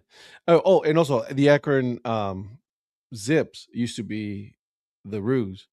They still have a kangaroo mascot, don't they? They got that weird looking ugly ass A. They don't use the kangaroo at all. Why did they get rid of it? Or why? I don't know, man. They shouldn't, because what they have now is absolutely atrocious. Also, it is Akron, so who cares about them? Go Kent. That's right, Kent, the current holder of the wagon wheel. Kent. That's right. All right. So we've got quite a few games to go through. So let's go ahead and start. Our first game, we have the Myrtle Beach Bowl. We have Kennesaw State versus Western Michigan. Western Michigan is a 3.5-point favorite, over under 47.5, and Western Michigan's at 52.8% on the predictor. Man, I gotta go with the MAC, baby. I should have got my wife's picks on this. Apparently, she knows what she's talking about bowl game wise. That might be the first nice thing you said about her on this show. Well, I have an episode coming out soon on my podcast where I say something nice too. So, but she doesn't listen anymore, so she would never hear me say it. It's all right, Darla doesn't listen to my podcast anymore, so it doesn't really matter. She used to be a big supporter of me. Bye, Donnie. And then she's just like, I don't care about you anymore. By the way, Donnie's internet's crap tonight, just in case you didn't know. What's the dude's line of work? Ironic, isn't it? Well, you know how doctors don't take care of themselves. I mean, it's kind of the same thing. And like, I've run out of money all the time, even though according to my son, have an unlimited supply of cash that I could just get at any time. Apparently. I just asked Donnie. Virgil, can I have, is this a 10? Where is this game? Myrtle Beach. So it's 11 a.m. start there, 10 a.m. our time, Virgil. May I have Kennesaw State, please? All right. May I have Kennesaw State? That's so formal of you. Patrick. Virgil to go with Brooks. Yes. Am I really going to pick anyone else but the Owls of Kennesaw State? You're right. I don't even know why I asked. You're right. Donnie.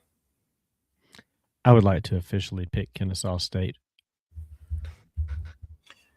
Okay, I am picking. Man, now Kansas State's going to lose. Oh no, because I'm picking Western Michigan, so I'm going to be 0-6 going into this. No, I picked Western Michigan. I know, but I've also missed my last 5 bowl games. True story. So yeah. Oh no, he did not just fumble that. Who was that? Was that Seahawks? Why did I change my? I burn myself on this one because it's not over, but I went and switched it to be funny and picked the Seahawks when I originally picked the Rams. That's try what to you match did. Shannon's pick. Every time I do that, I question myself. Also, I just now saw it. That's hilarious. Millionaire Mayor. That's great. I like that. But yeah, fumbled. Dude just fumbled it like 20 yards out from the end zone all the way into the end zone. That's terrible. Oh, he just one-handed, dude. You know better than that. Cooper. How did that dude fall off so bad the last 2+ years? Injuries. And his old quarterback's wife? No. Cooper Cup. Does that count as a fumble recovery for the defense if he fumbles it in the back outside the end zone? Well, so he that's the thing though. Like he went backward. Touchback. He's a touchback. Well, I meant for fantasy defense. I have the Rams defense currently. I was just curious. But what are you playing for? Look, Virgil's going to win yet another game in fantasy football. I didn't win last week. Jesus, 12th fumble in the whole team, most in the NFL. Yikes! All right, next game we have the Union Home Mortgage Gasparilla Bowl. We have Memphis versus NC State. NC State's a 4.5-point favorite, over under 57.5. Memphis at 53.7%. I bet you they're going to try to put it back at the 1. Is Ryan Silverfield coaching Memphis in this game, Virgil? I have not heard if he's actually coaching this. I do not think he is, though. Okay. I didn't know if the Hogs were allowing him to go back and do that or not. Listen, as a North Carolinian, I got to go with the Wolfpack. Okay.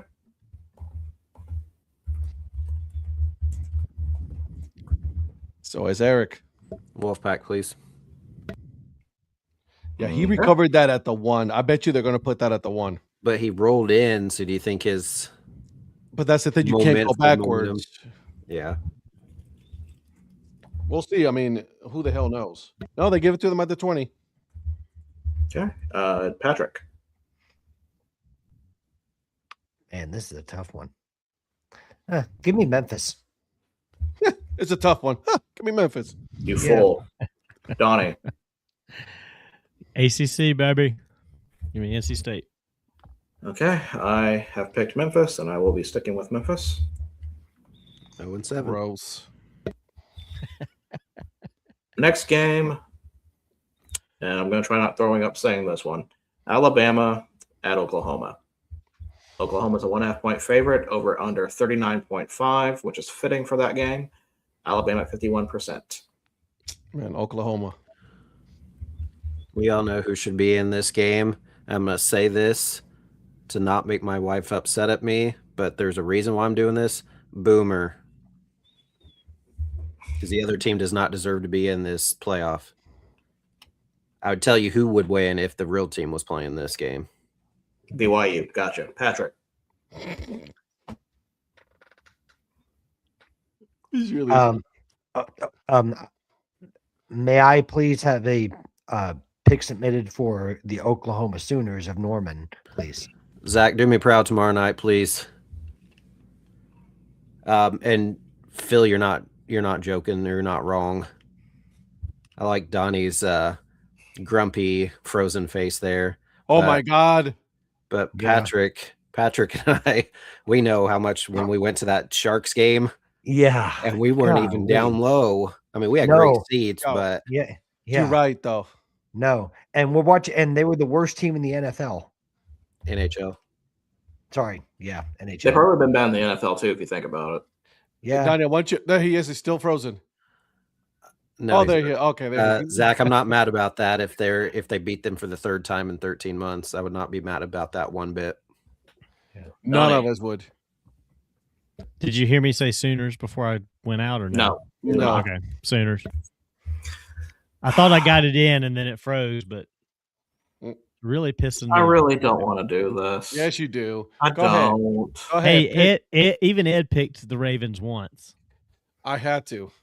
But I'm not going to say. Even though I do have family that went to OU, I refuse to say it. So you're going to kind of take the burgundy reddish team? Is that what you're saying? Oh, absolutely not. I will go OU. I will not say what Eric said. Well, they were kind of both. I was going to say, Donnie, they're both kind of that color. Yeah, that was my point, and he just blew it. So. Yeah. Well, but you can say what I said and just say, that the Oklahoma Sooners of Norman, Oklahoma. That's what I said. Yes, I will go with that team from Norman. The football team from Norman. Because I'm going to say go Pokes. I love it how you and Eric are like, I don't want to do this, but I'm going to pick it. So, and Eric, you're right. Alabama does not deserve to be in the college. Watch, they're going to win this game and be like, "So we told you," and then lose next week and be like, "Well, we won one game." Yeah, but no, I hope they get embarrassed tomorrow. And then I'll be like, "Told you so," but we'll see. I hope Alabama beats the dog shit out of them. I hope Alabama loses bad and loses like bad. Yeah. Next game we have Miami at Texas A&M. Texas A&M is a 3.5-point favorite. Over under 48.5. Texas A&M at 54.3%. Another team that was running their mouth the entire time. Terry McCutcheon, don't know if you're on here. I believe they say gig 'em. Give me the Aggies. Patrick. I've got to go with my guy with whom I just had a 1-year Marco Polo anniversary. And big shout out to my guy Terry McCutcheon as well. Gig 'em. Yes, Eric, I told the world about our anniversary.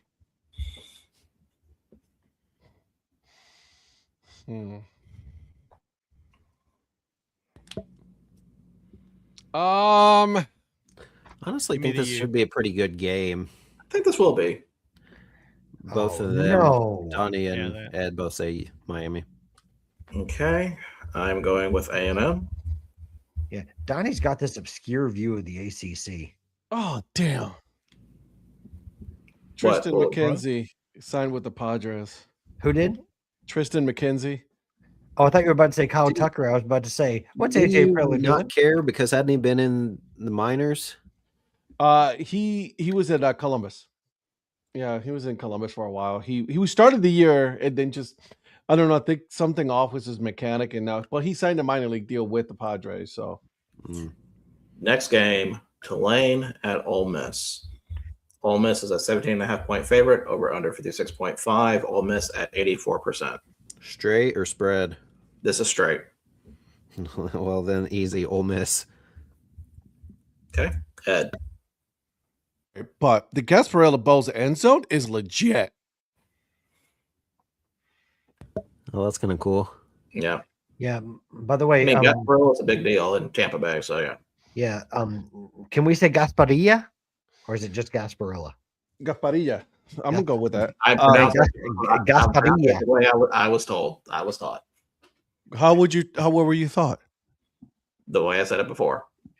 He's like, y'all give me them Gasparilla. Yeah, Gasparilla. He said, y'all got some of that Gasparilla for like a recipe, Gasparilla. They sound like Gasparilla. Sorry, that's sarsaparilla. Gasparilla. Love it how y'all just Gasparilla, sarsaparilla, it's all the same. Appropriate, all the Spanish names and make it American all of a sudden. Gasparilla. You know how I say? Notice how I say Gasparilla. Yes. So Ed, Tulane or Ole Miss? Amarillo of Texas. Yeah, right. El Paso. Ole Miss. Okay. Patrick. I don't know why I asked. I don't know what you're gonna say. I was gonna say, what's he? I kind of forgot he was wearing that. Hotty toddy. Donnie. Give me the Lane Kiffins. We can't say that anymore. Donnie. Yeah, you can. I'll take them running Rebels. I'm going to go Tulane. No, you're not. Yes, I am. Bullshit. No, I am going. By the way, that's exactly why he's 0-5 right now. Yeah. Did you? He's making a point now. Yeah. Did you hear John Summerall invited Lane Kiffin to sit in the Tulane coaches box? Lane Kiffin is at yoga right now in LSU. I know, but I said John Summerall was having fun with this. He said, "I'm waiting for an answer." He said, "But I invited Lane to sit in the coaches box for Tulane." I was like, John Summerall was enjoying this. Hey, is this true? TCU quarterback Josh Hoover is intending to enter the transfer portal? I've heard rumors he was thinking about going, but I didn't know if that actually stuck or not. Yep, he tells ESPN. ESPN. Because I heard links to Indiana, but I don't know if that's gonna. Is Mendoza a senior? So I guess the better question is: Mendoza eligible to declare for the NFL draft this year? He is. Yes. He is. Okay, so in other words, he will. His stock is so high right now. Why wouldn't you want to? Right. I was gonna say, like, you have to cash in while it's high. Yeah, he's a redshirt junior. Dude, this dude is about to get paid. Yeah. Yeah. I don't think technically I think he could get a ring. I don't think he technically counts on his record. I don't know. What do you guys think? If he has a bonus, he got him there though. Yeah, That's what I'm thinking. Does this count as a national championship for Lane Kiffin if they win it? I would. I don't think they will, but if they did, right? I mean, I'd give it to him. I'd give it to him, but because if he doesn't coach them in the playoffs and the championship game, it's hard to say it's a championship for him. But who knows? Listen, if you ask most fans, I think they'd probably say no. Particularly Ole Miss fans, I think they'd say no. But I don't know. LSU fans would certainly say yes. I don't think it's a problem they're going to have to worry about.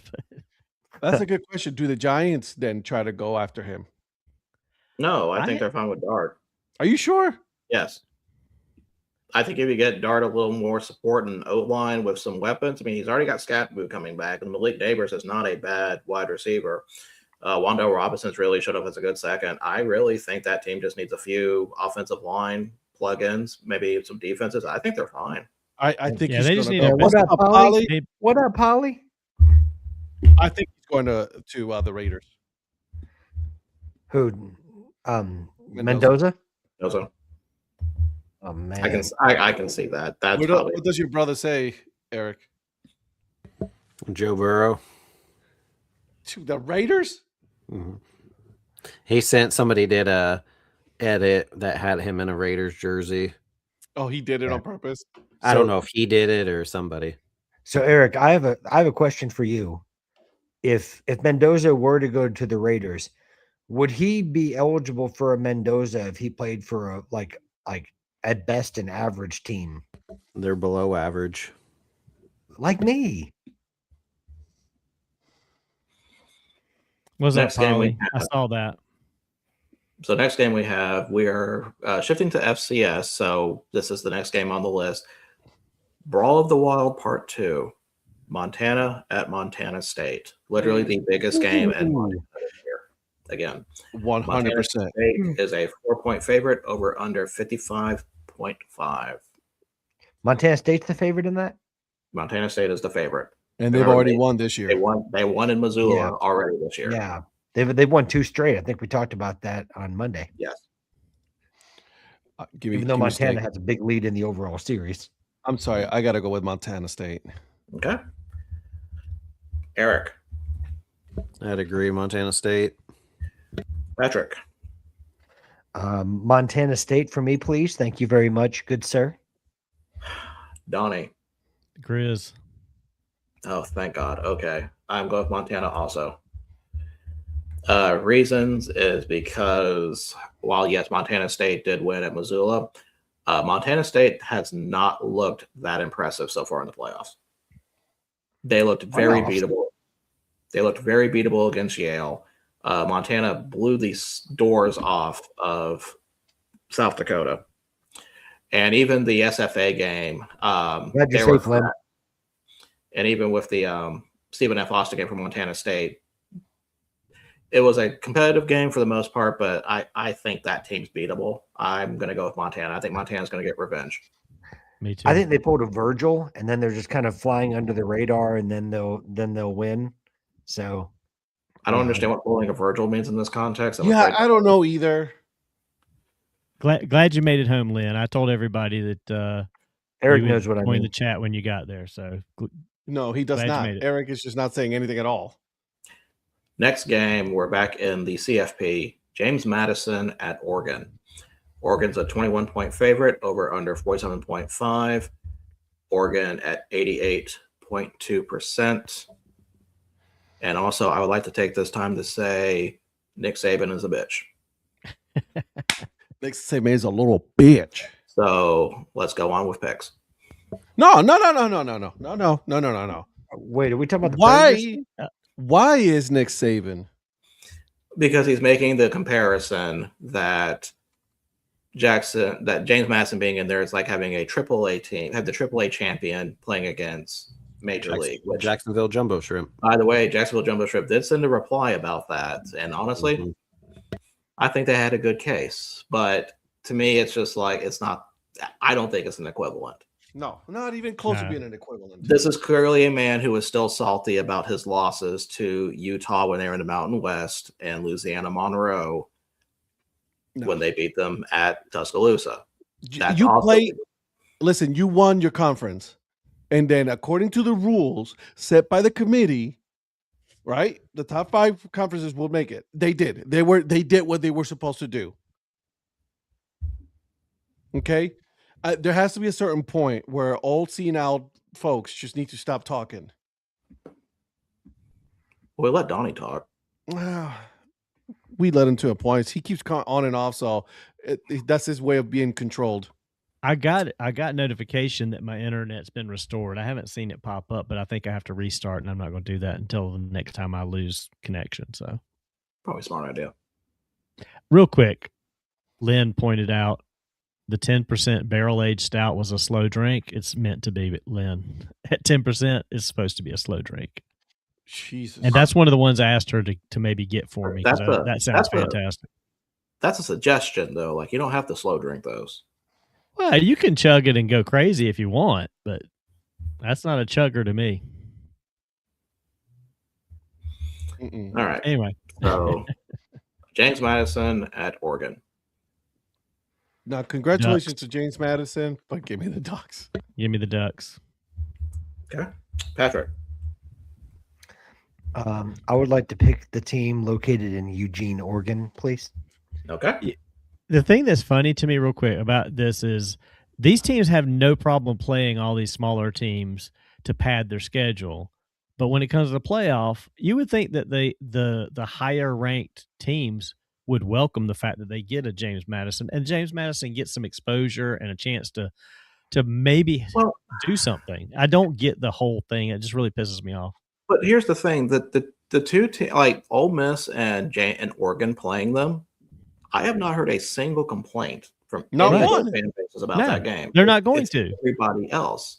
Yeah. In fact, the Oregon James Madison Twitter rivalry is actually kind of wholesome if you look at it.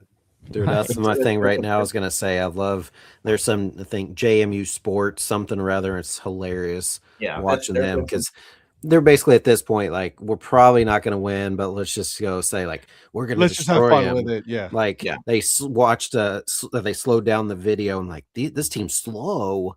Obviously, it was just like a video they slowed down, and then they did one. I think Oregon even came back and sped up the video of James Madison. Like, wow, these guys are actually fast. So yeah, I've enjoyed watching the Twitter back and forth between them in this game. But with that being said, Oregon. And you guys are probably thinking because I picked Tulane, I'm going to pick James Madison, right? Yep, you are. Yeah, I'm not. I'm picking Oregon. Oh, come on! Stick with the bid already. No, I truly am sticking with Tulane, but I just don't believe. I believe James Madison's not a good matchup for Oregon. But Tulane is with Ole Miss. Yes, I do actually think that. Okay, I kind of agree with. Yeah, I do too. With Zach here, how cool would it be for Oregon to have to go play at James Madison because I'm good with that. That would have been awesome to me, and at least give them a chance with a home crowd, or at least the perception of more of a chance. I don't know how much their stadium holds, but it would be standing room only. Absolutely. That to me would be a better thing for college football than them going out to Oregon to be slaughtered possibly. So I'd like to see a ruckus James Madison crowd in a playoff game. Yeah, I think that they'd show up for that. Yeah. Next game, we're back in the FCS. Illinois State at Villanova. Illinois State is a 1.5-point favorite over under 52.5. Go with the hot hand. Redbirds. Okay. I'm going to do the same.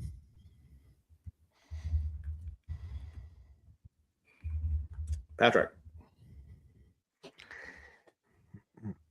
Virgil the Goat Brooks, I would like to choose the team that I've been supporting for weeks now because they've been on a hot streak. Now, I did not pick them to beat North Dakota State, but I'd like to submit for the Redbirds of Illinois State, please. Thank you, Virgil the Goat Brooks.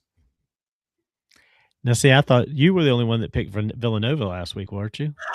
Me? No. No one picked Nova last week. Oh, okay. Nope. Why does this always happen to me? You're about to pick Villanova, aren't you? I initially was going to have Villanova going on because I thought somebody else was going to pick them too, and no one else is. Yes, Illinois State has had the better win against North Dakota State. We're not going to change that. They already beat UC Davis on the road. But watching that Villanova team against Tarleton last week after getting punched in the mouth 14-0 and coming back the way they did, that team's got fight in it. Oh, yeah, and I'm not disagreeing with that. But so does Illinois State, though. And it took a really great defensive performance from Villanova to hold off Tarleton. That is going to be a very hyped up raucous crowd, especially for a night game in Philadelphia. I'm going to go Nova. I'm going to do it. Yeah. But what has Illinois State done for 3 consecutive weeks? Gone into somebody else's house. Yeah, you're right. They have gone to somebody else's house and one on the road. They beat the Cowards at home and they destroyed. They beat North Dakota State at home. They beat North Dakota State at home somehow. I mean, that's true. But momentum does eventually end, so I am going to go with Nova. That surprised me the most, that not only did they win that against North Dakota State, but I thinking it would be a letdown the next week, but for them to win again, I think was kind of even impressive then. Yeah, I agree. I didn't think they were going to have a letdown against UC Davis because I thought they matched up better against UC Davis, but I don't know. I just have a feeling Nova's going to win that. All right, we are back to regular bowl games. So we have the famous Idaho Potato Bowl. We have Washington State versus Utah State. Ooh. And let me double check and see who I picked in this game. You say Utah State? Utah State. Yeah. Jordan, love you. The Bulls? The Aggies. Aggies. I thought it was Bulls for some reason. Well, there's an old mascot that was a bull. But no, they're the Aggies. Okay. I'll take Washington State. Okay. Patrick. Mr. Brooks, I would like to submit a make your pick. I'd like to submit a choice for the team from Pullman. Would you just say the name? I believe the Cougars of the great Washington State. Go Cougs. Ed.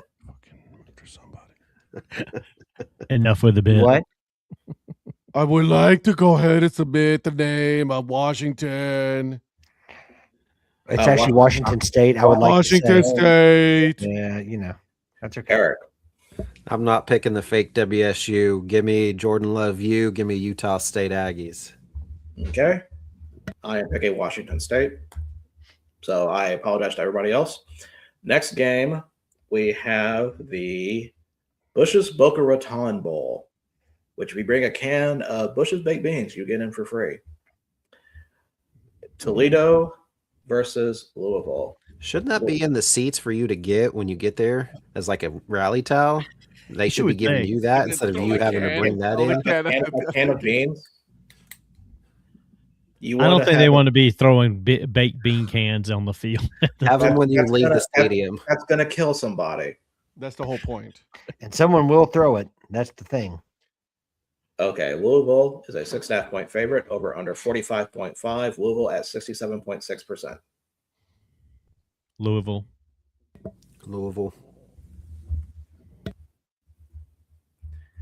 So, Ed, your love for the ACC versus your love for the MAC. Who do you Give go me the with? MAC, baby.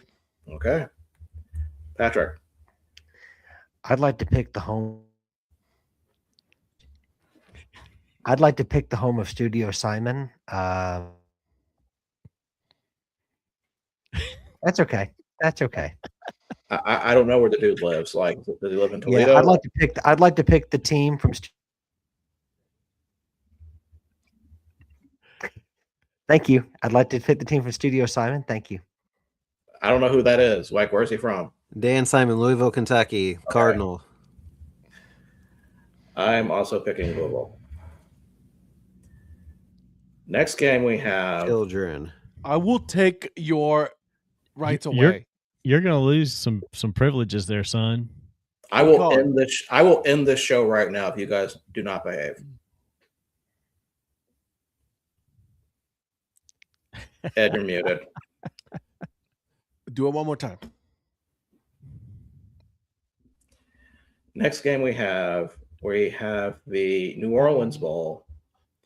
We have Western Kentucky at Southern Miss. Versus Southern Miss.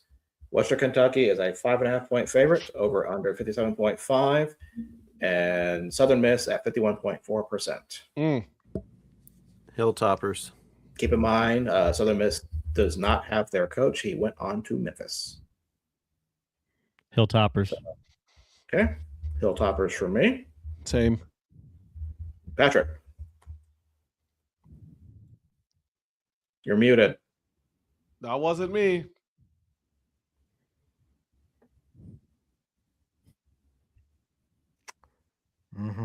That wasn't me. So that's okay.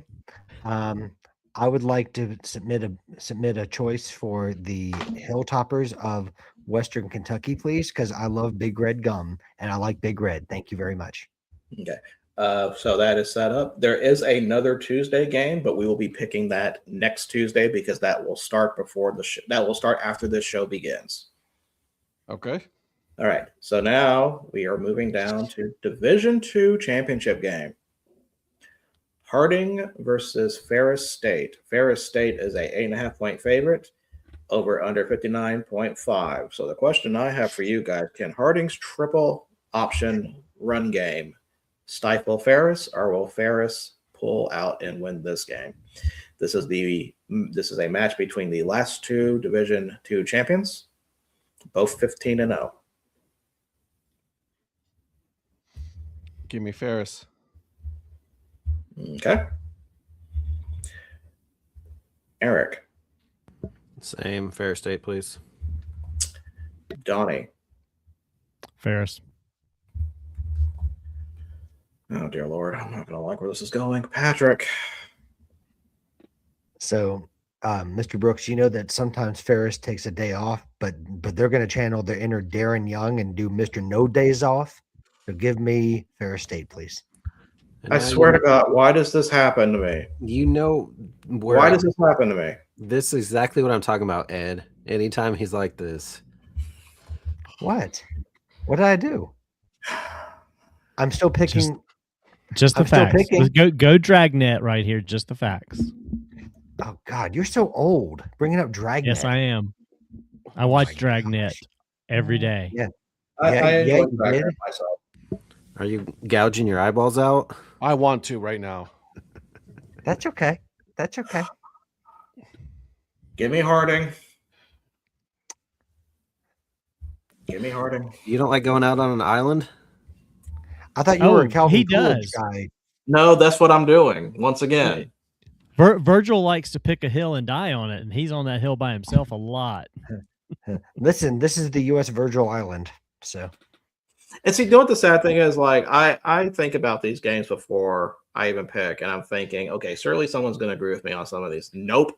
The 3 ones that I'm by myself on, I am solo on. And when you win, then we'll know why. No, I'm not going to win this week. I'm not. You don't know that. You don't know that. I do know that. I'm not going to win. Look at my bowl record right now. Does he not sound exactly like Patrick right now? Are we having an upside down kind of day where Virgil is Patrick now?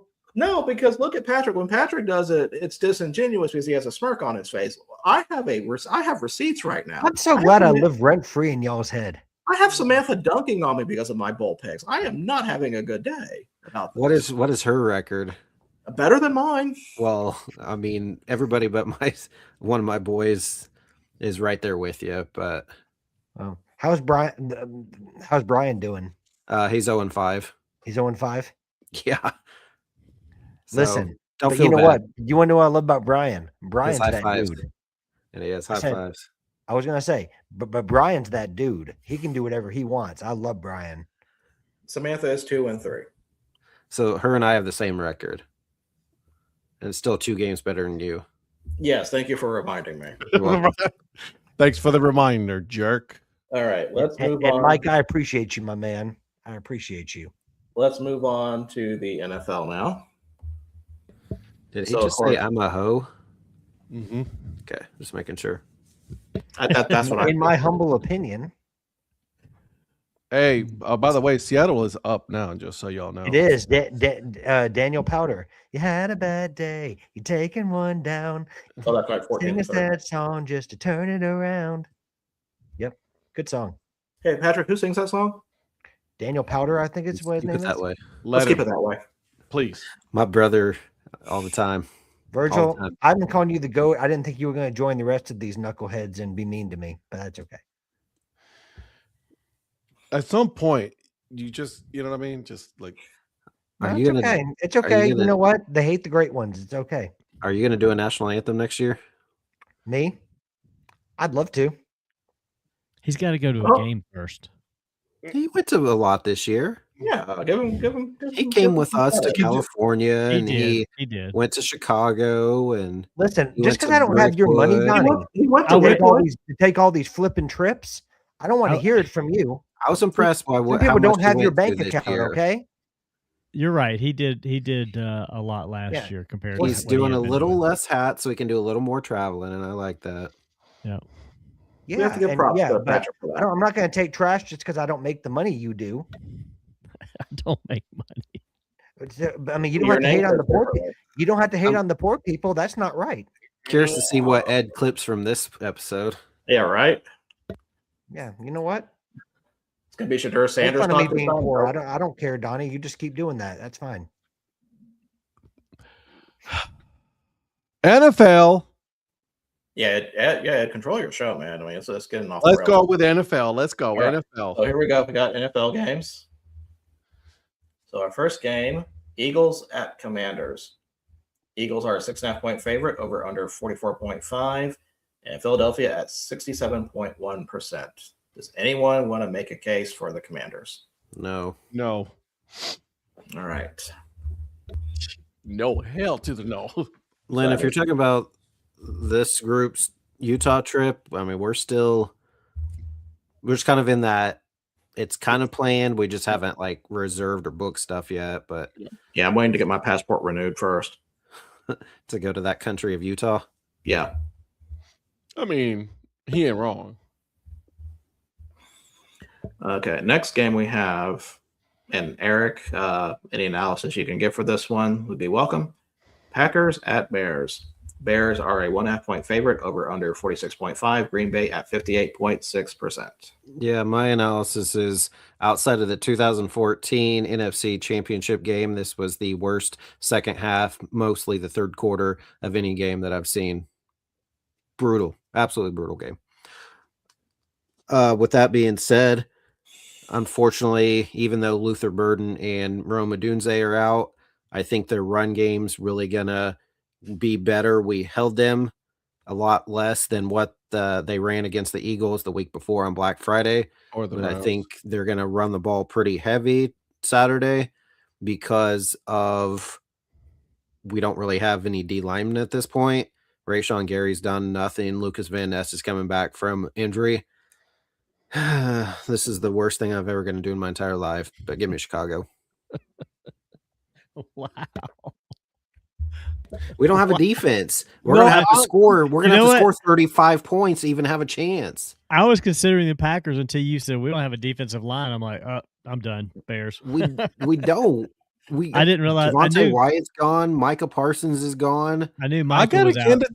I gotta hand it to the Chicago Bears. They've actually been a pretty good team this year. You gotta give them that.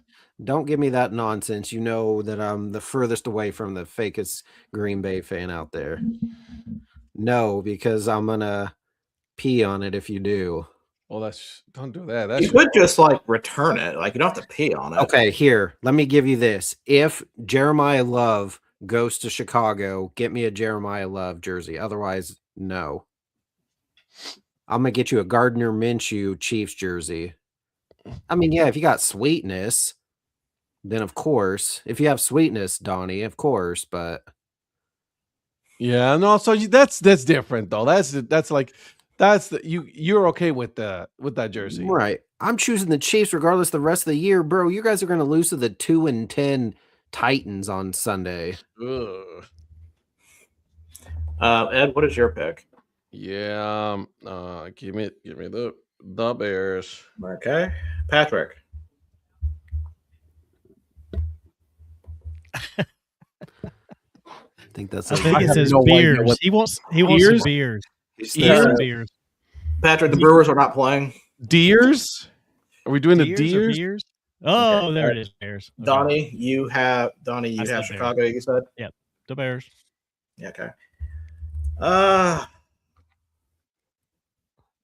Yeah, I'm gonna go with Chicago. No, I listen. I want to pick the Packers. It's just good thing is not 100% certain yet, but Christian Watson probably will play, which is complete opposite of what originally started it all.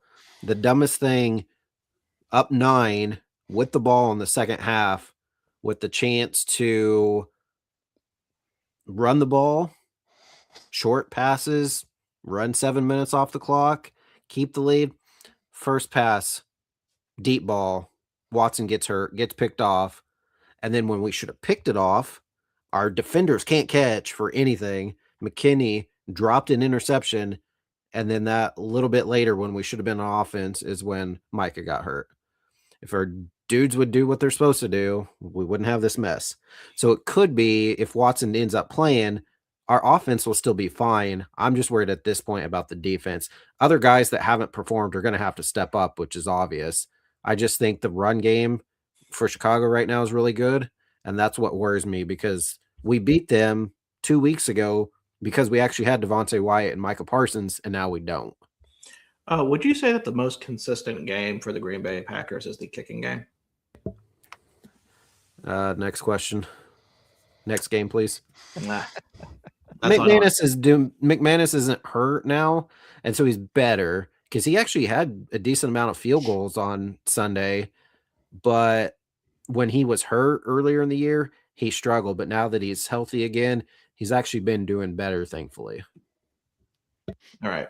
Next game we have Bills at Browns. Bills are a 10.5-point favorite, over under 41.5. Buffalo at 80.3%. Yeah, don't make any. It's Bills. Everybody's going to pick the Bills. Even I'm going to pick the Bills. Well, so let's not even. Fake fan. Come on, Shannon. Fake fan. We just know when our team's probably not going to win. Yeah.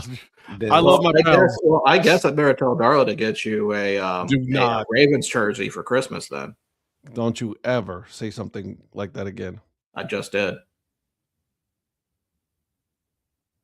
Next game, Chargers at Cowboys. Cowboys are a 2.5-point favorite, over under 49.5.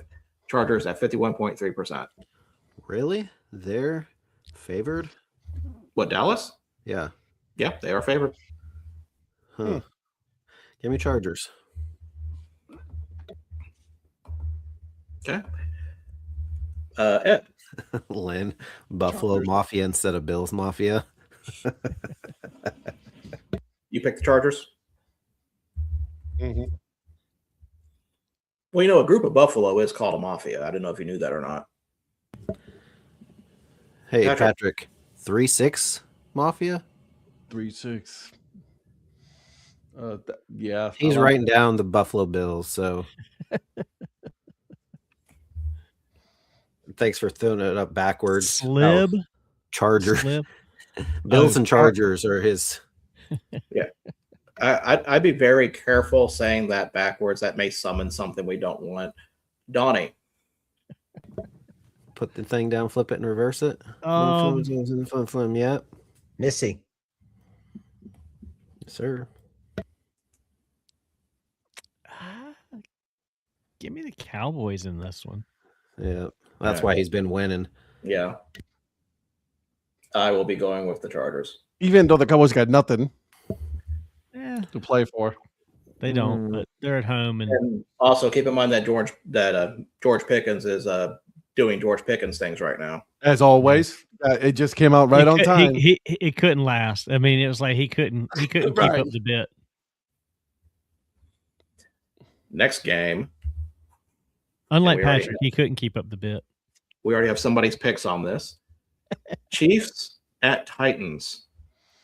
Chiefs are a 3-point favorite over under 37.5. Kansas City at 67.9. And before we begin on this one, I want to make a quick note on this. The line came up before Mahomes got injured, and that line was Chiefs by 11. Has it gone down? It has gone down a lot. It's gone from 11 to 3. She just yelled she doesn't like me anymore. Regardless. Tighten up.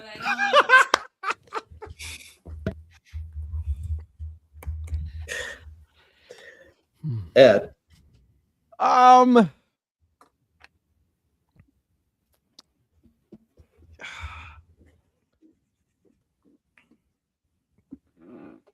This thing, you know what? I'm gonna go with the Chiefs. Give me the Chefs. Picking the road favorites. Bold pick. Donnie. Minshew Mania. It's back. Did it ever arrive? No. It peaked in a couple of towns for like a game. Patrick. This is the game.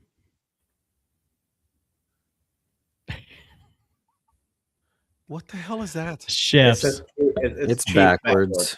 This camera's backwards. Also, I am also picking the Chiefs. You just said, and then there you go, score again.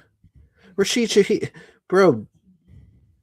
Blake Corum, why is Williams? Where's Williams at? What are we doing? You don't have Williams in this league, do you? And one of mine, I do. Oh. Colby Parkinson and Kyron Williams, and neither of them are getting touchdowns.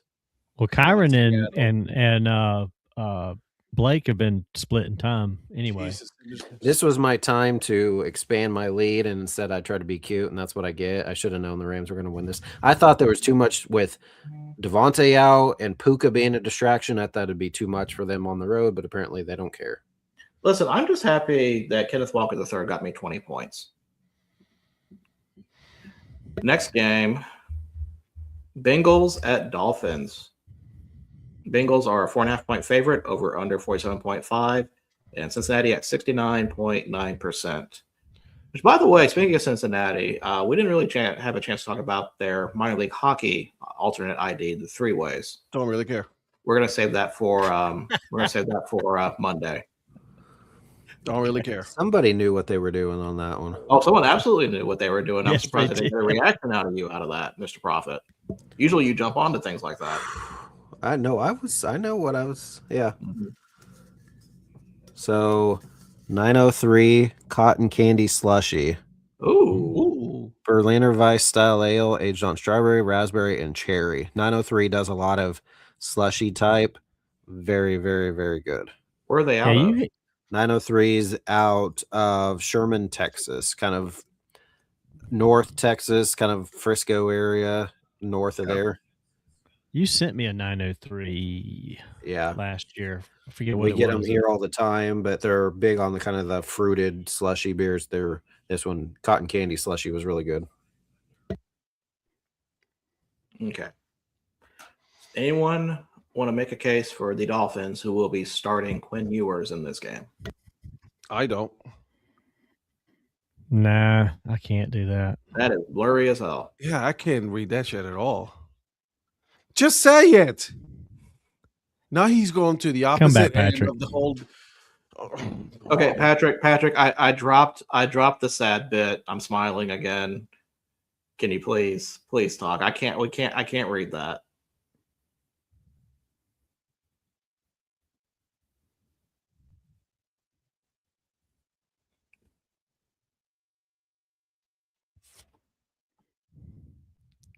Roar.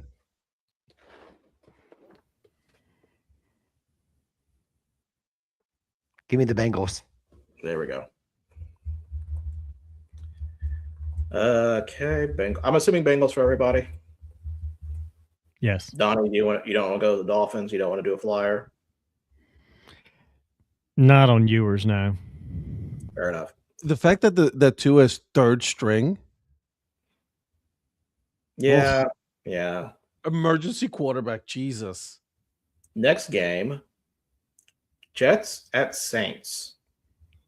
Saints are a 4.5-point favorite, over under 40.5. New Orleans at 63.9%.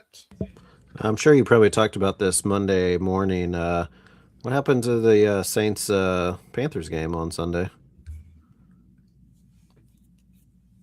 Anything? No. The referee. They got screwed. Did you see that they admitted it? That's fine. It's whatever. It's because Shannon picked the Panthers. That's why they lost. It's payback. But no, didn't you pick the That's Panthers why I didn't too? say anything. You already knew that. Yep. Give me the Saints. They're okay. I mean, they're not great, but they've won a couple games with Shuck. Fuck the Saints. They've improved, I would say. Yeah, I mean, Shuck's fine. Yeah, Shuck's fine, okay. yeah. They've actually got some pretty good players, and they've got a better defense than people give them credit. Real deal, Devin Neal. He was not playing in this game. Yeah, he was hurt. Well, of course he was. Ed?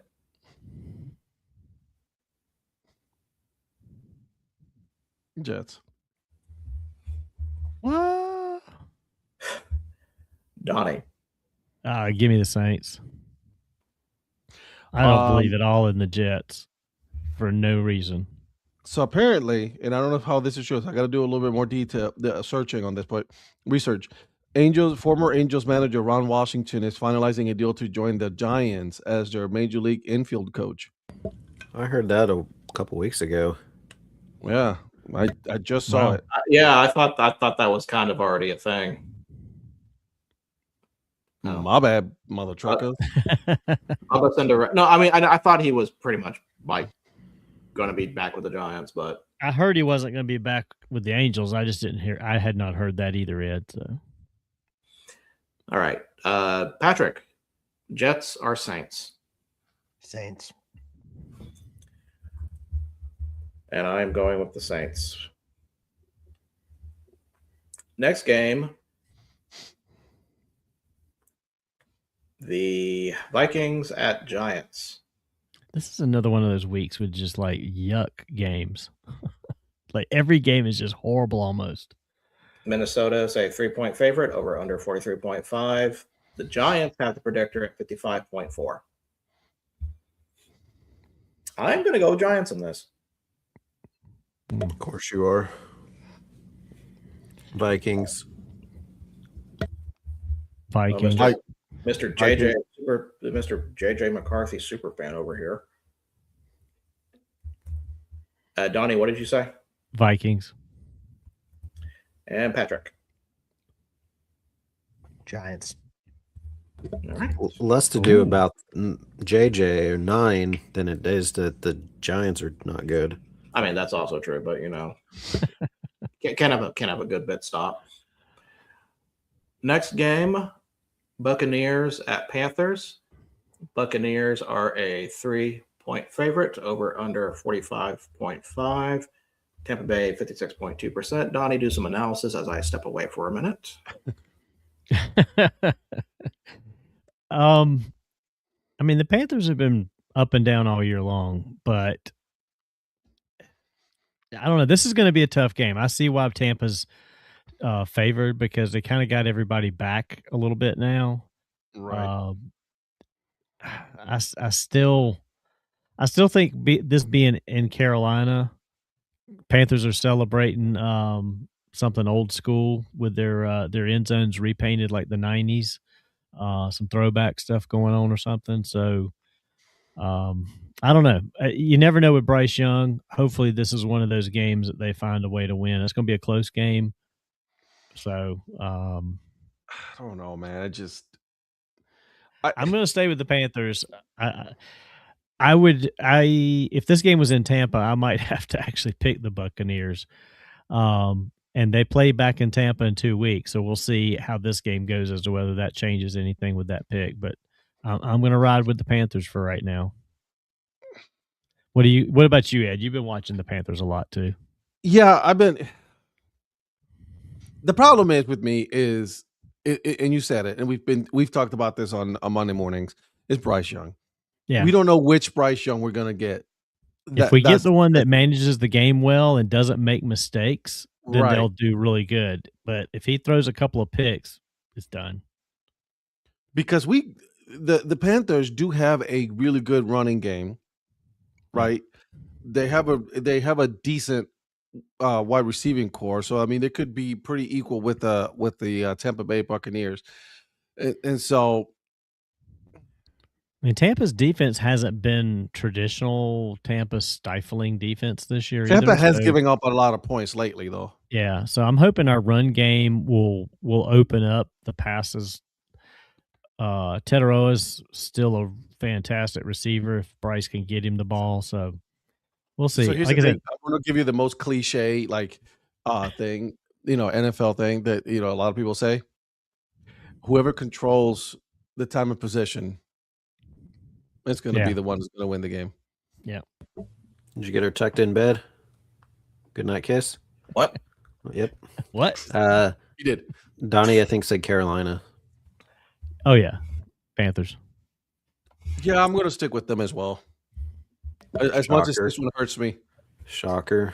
Hey, hold on a second, because I'm a Tampa fan too. Don't get it twisted. He was loving some Baker though, wasn't he? You've been not this year. He sounds like you kind of Panthers homer. Yeah, it sounds like he kind of switched bandwagons there. I think Baker hurt his feelings somewhere along the way. I didn't know Benedict Arnold was from Puerto Rico.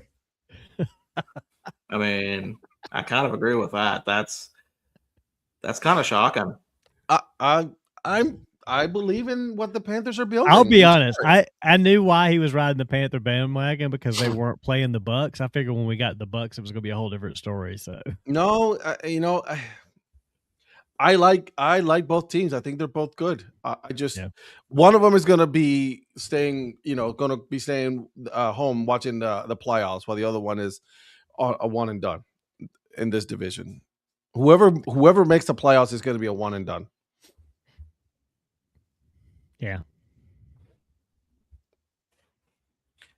Okay, Eric. Bucks. Patrick. Buck. Bucaneros. I'm going with the Bucks also. See, I thought he was going to say fire those cannons. I was going to say they're not there. Yeah, they're not a fire the cannons. They're in Carolina. That's probably why he didn't say it. And that's what would be the fire? Give him credit. Yeah, you gotta give him credit. I am. I get it. He knows what their stadiums are. Is.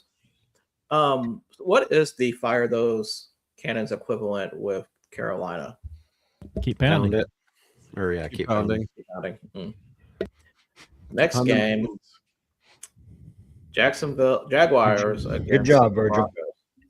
Huh? Did I do something? Jacksonville against who? You tell me.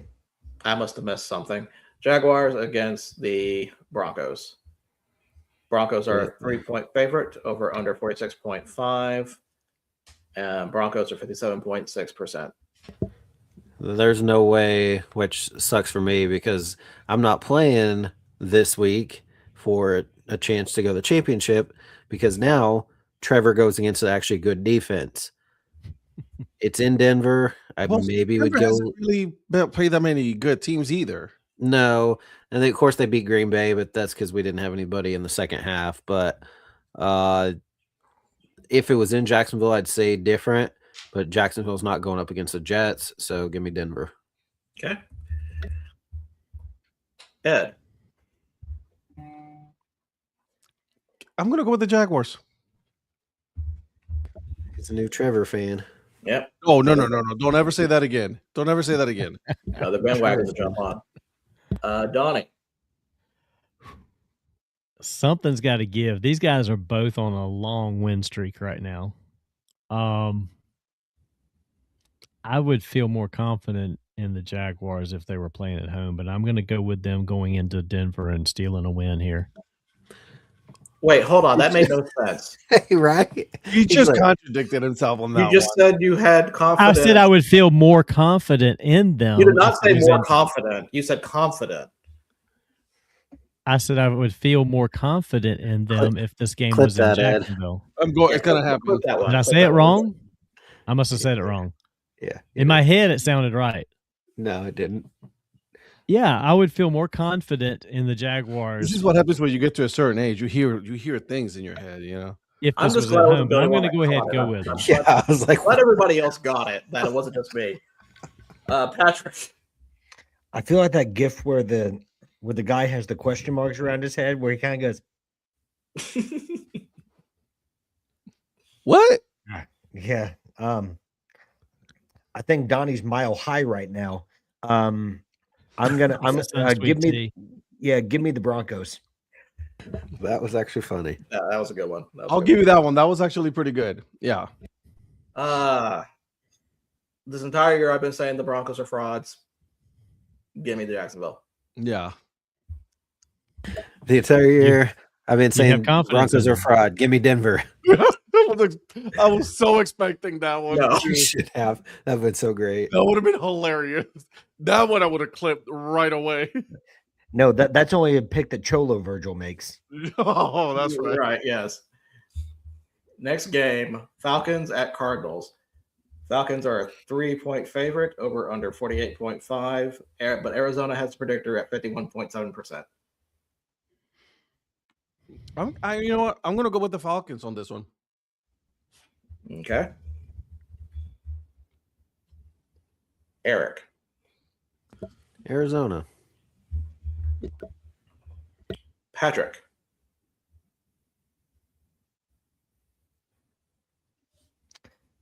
Falcons.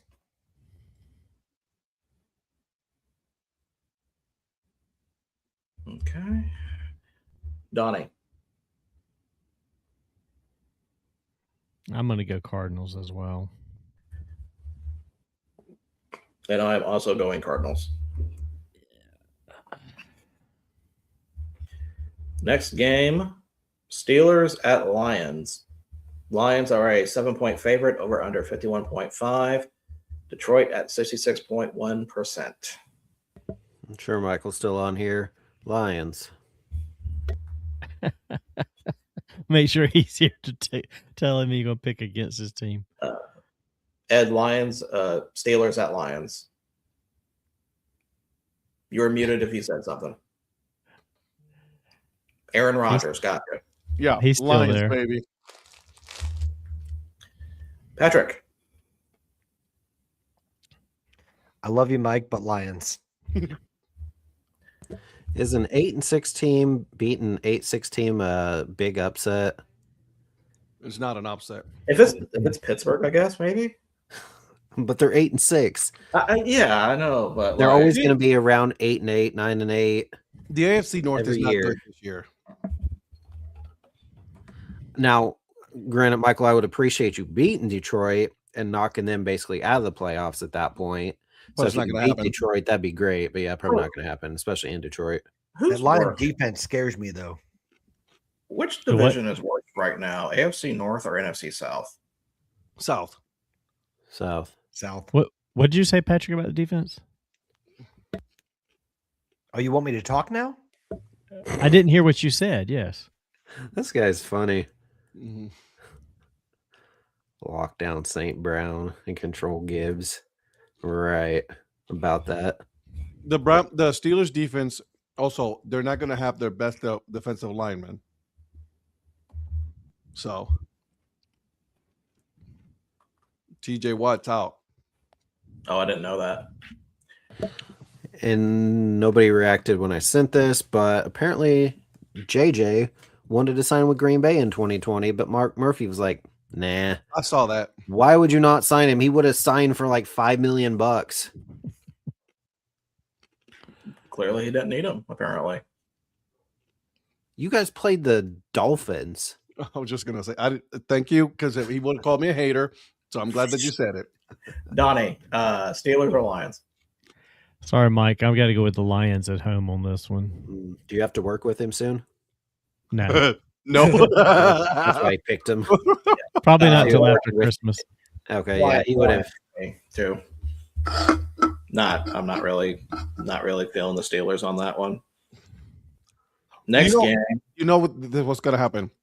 As soon as the Steelers win, we're going to get some shit from Mike on the next show. Because that means the Lions will be eliminated from the playoffs, so I'm fine. I'll just ban them that week. Put them in timeout. I'll be like, thanks for doing your job and getting rid of the Lions.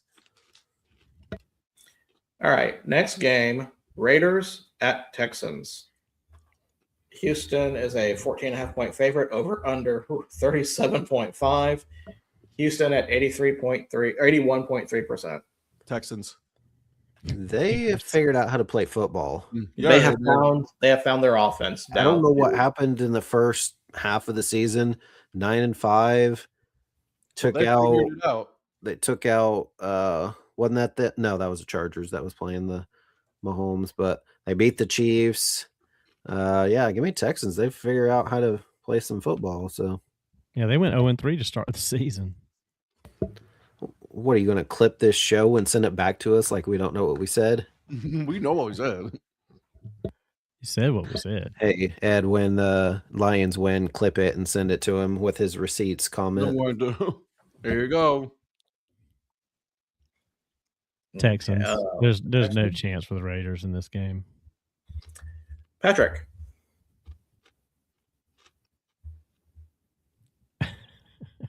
Here we go again. Okay, so he figured if he writes it backwards, we can actually read it correctly. I mean, props for him writing it backwards. Exactly. That's impressive because I couldn't write something backwards. I can't write things forwards. Ed. I already gave you mine. I was the first one to say it. He said Texans. Oh, okay. I heard Raiders from him, but okay.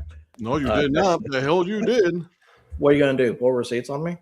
Yeah. Next game, Patriots at Ravens. Ravens are a 3-point favorite, over under 48.5. Ravens at 60.6%.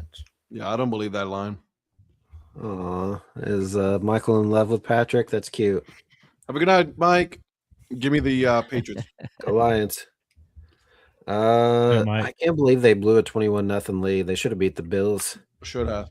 Yeah, I don't. Yeah, give me Patriots.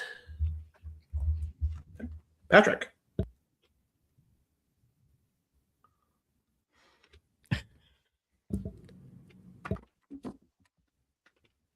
Did he unmute himself just to hold up a card? Yeah, he did. I literally looked down. I did not even see what he held up. He didn't hold up anything yet. He unmuted himself just to write it down. I just know. Give him the Patriots. Give him the Patriots just for him.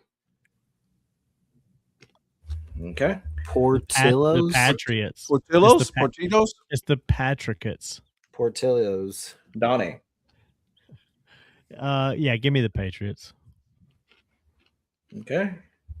Lamar Jackson's no Josh Allen. He ain't coming back on the Patriots. I'm actually going to go Ravens on this. Oh, of course you are. Whatever. Why? They looked convincing against the Bengals last time. Exactly what you just said. The Bengals. So Virgil picked this all orange ensemble tonight, I think, because it's a representative of a life raft, and he is floating in a life raft tonight. Wow. He is out there by himself on so many picks. Are you calling me No, I'm not. No. Are you calling me a life raft because I'm stout and fat? Is that no, what no, that no, is? no. No, I'm just saying. All right, Monday night. Who are we picking? This seems like more than please. the number of solo You're picks. making Ed and I uncomfortable. Yeah, no shit. I'm the Puerto Rican one. Auburn? Oh God, no! This is not that. No. No, does this look like Auburn to you? No. Moving on. Look like Clemson to me. 49er. I will kick you off this show. We have 49ers at Colts. 49ers are a 6-point favorite, over under 46.5. San Francisco at 61.4%. I don't trust Phillip Rivers. Give me the 49ers. Same.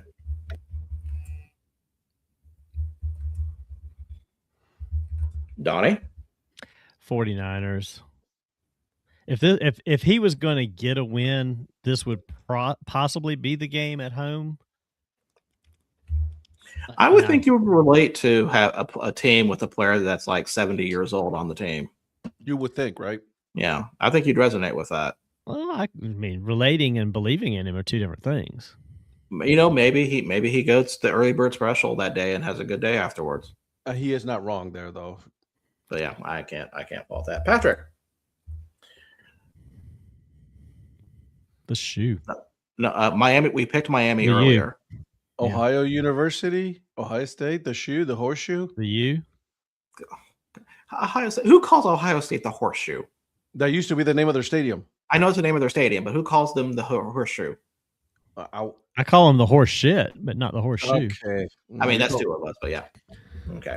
Haters. We know Seattle's a fraud. So Yep. Seattle is. I lost a point for no reason. Clemson's owned them boys for a while, so you don't mess with me on that. Over under. Donnie, since you won, you go first.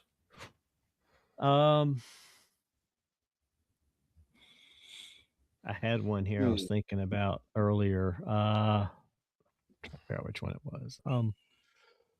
Give me the under on the Cardinals Falcons. Is that under? Yes. Okay. Second place was me. I am going to take.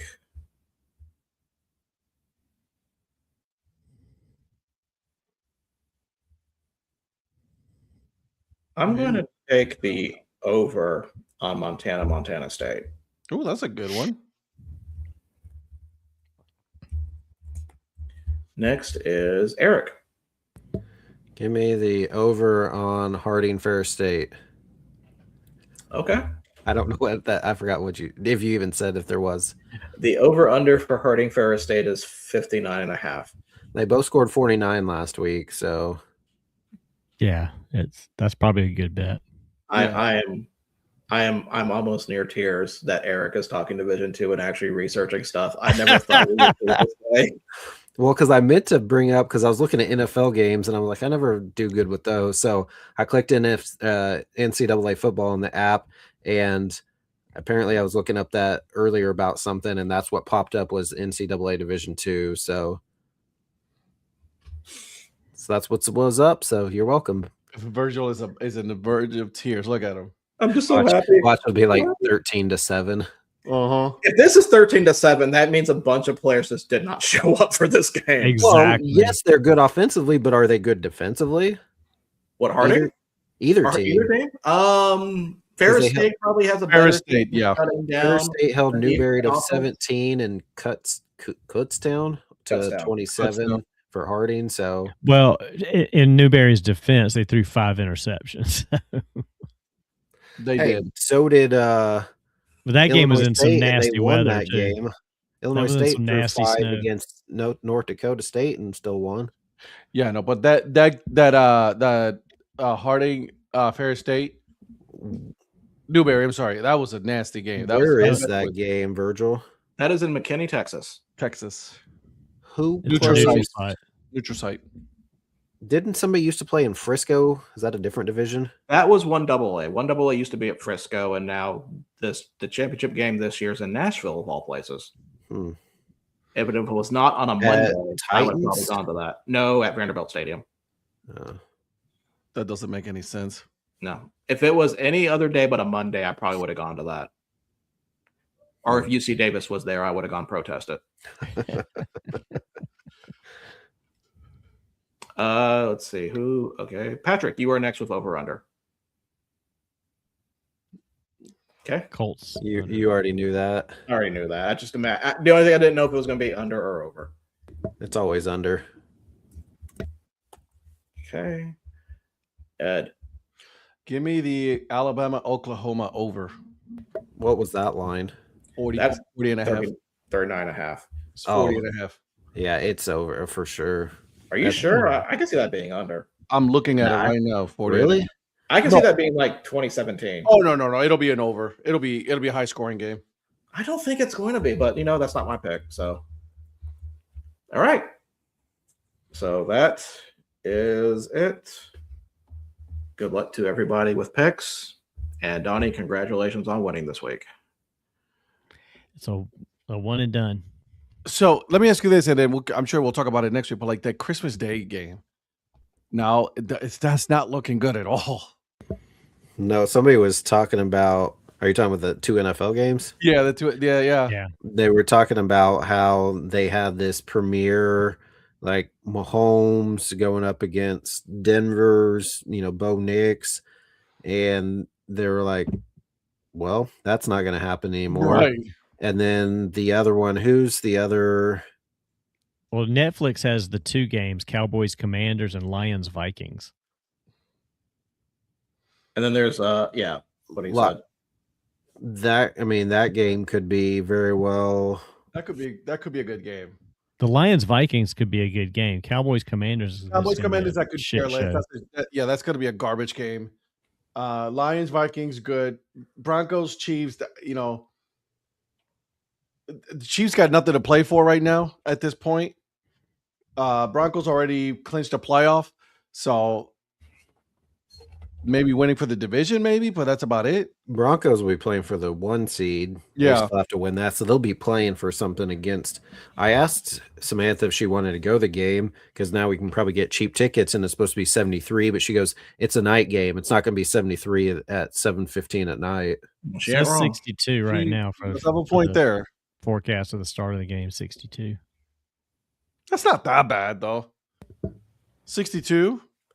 But she said because it's a night game, then we'd have to stay the night. So she's like, we can't do that. Yeah. Also fair. Yeah, because that's what, 3 hours away for you? Yeah. I've driven to Atlanta for a sports event, or in a concert and driven back. Hey, text Samantha and tell her. Say that exact quote. I wouldn't do that. That's not going to happen. So. Actually, if you keep this show going for like another 15 minutes, I think she's coming over. You could ask her in person. Actually, I actually drove to Birmingham and picked up Eric and Shannon and went to a game at Rickwood and then drove all the way back, dropped them off, and drove back to home. So you pretty much, you spoke with Shannon and then you Eric stayed the night in Atlanta. No, you know what? You're right. We did stay in Atlanta. Yeah. Although going back from Birmingham, I was asleep the entire time. But it was still a couple hours. What a shocker there. Yeah. What a shocker. You falling asleep somewhere? Yeah, because you guys drove over to Atlanta, picked us up. We went over. Or no, you guys didn't you get the night before and stay there that night and the night out? I don't think we stayed the night before. And we drove over that morning. And that's right, because we met you. Yeah, that's right, because you came over, we had breakfast, and then we went. Yeah, that's right. Can I just take a quick aside that the one game that is not on the bowl picks, on the ESPN's bowl picks, is actually the one I'm probably going to get right now. Because Arkansas State's up 24-7 right now. Yep. Just the cruel irony of it.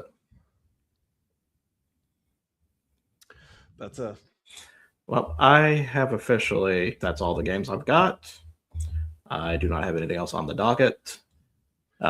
Eric, since you joined late, of course, you need to know that Doug Gottlieb did win his game against UC Santa Barbara. It's because he's prioritized them now. And he actually said some nice things in his little post-game press conference where he said that, and you may have already covered it, but basically he said it wasn't right where all the guys were hopping on a bus to go to the next stadium, and I was late, or had to meet them there flying in separate because I had my show. He's like, that's just bad for me. And so I thought he had some nice things to say when he was talking about that.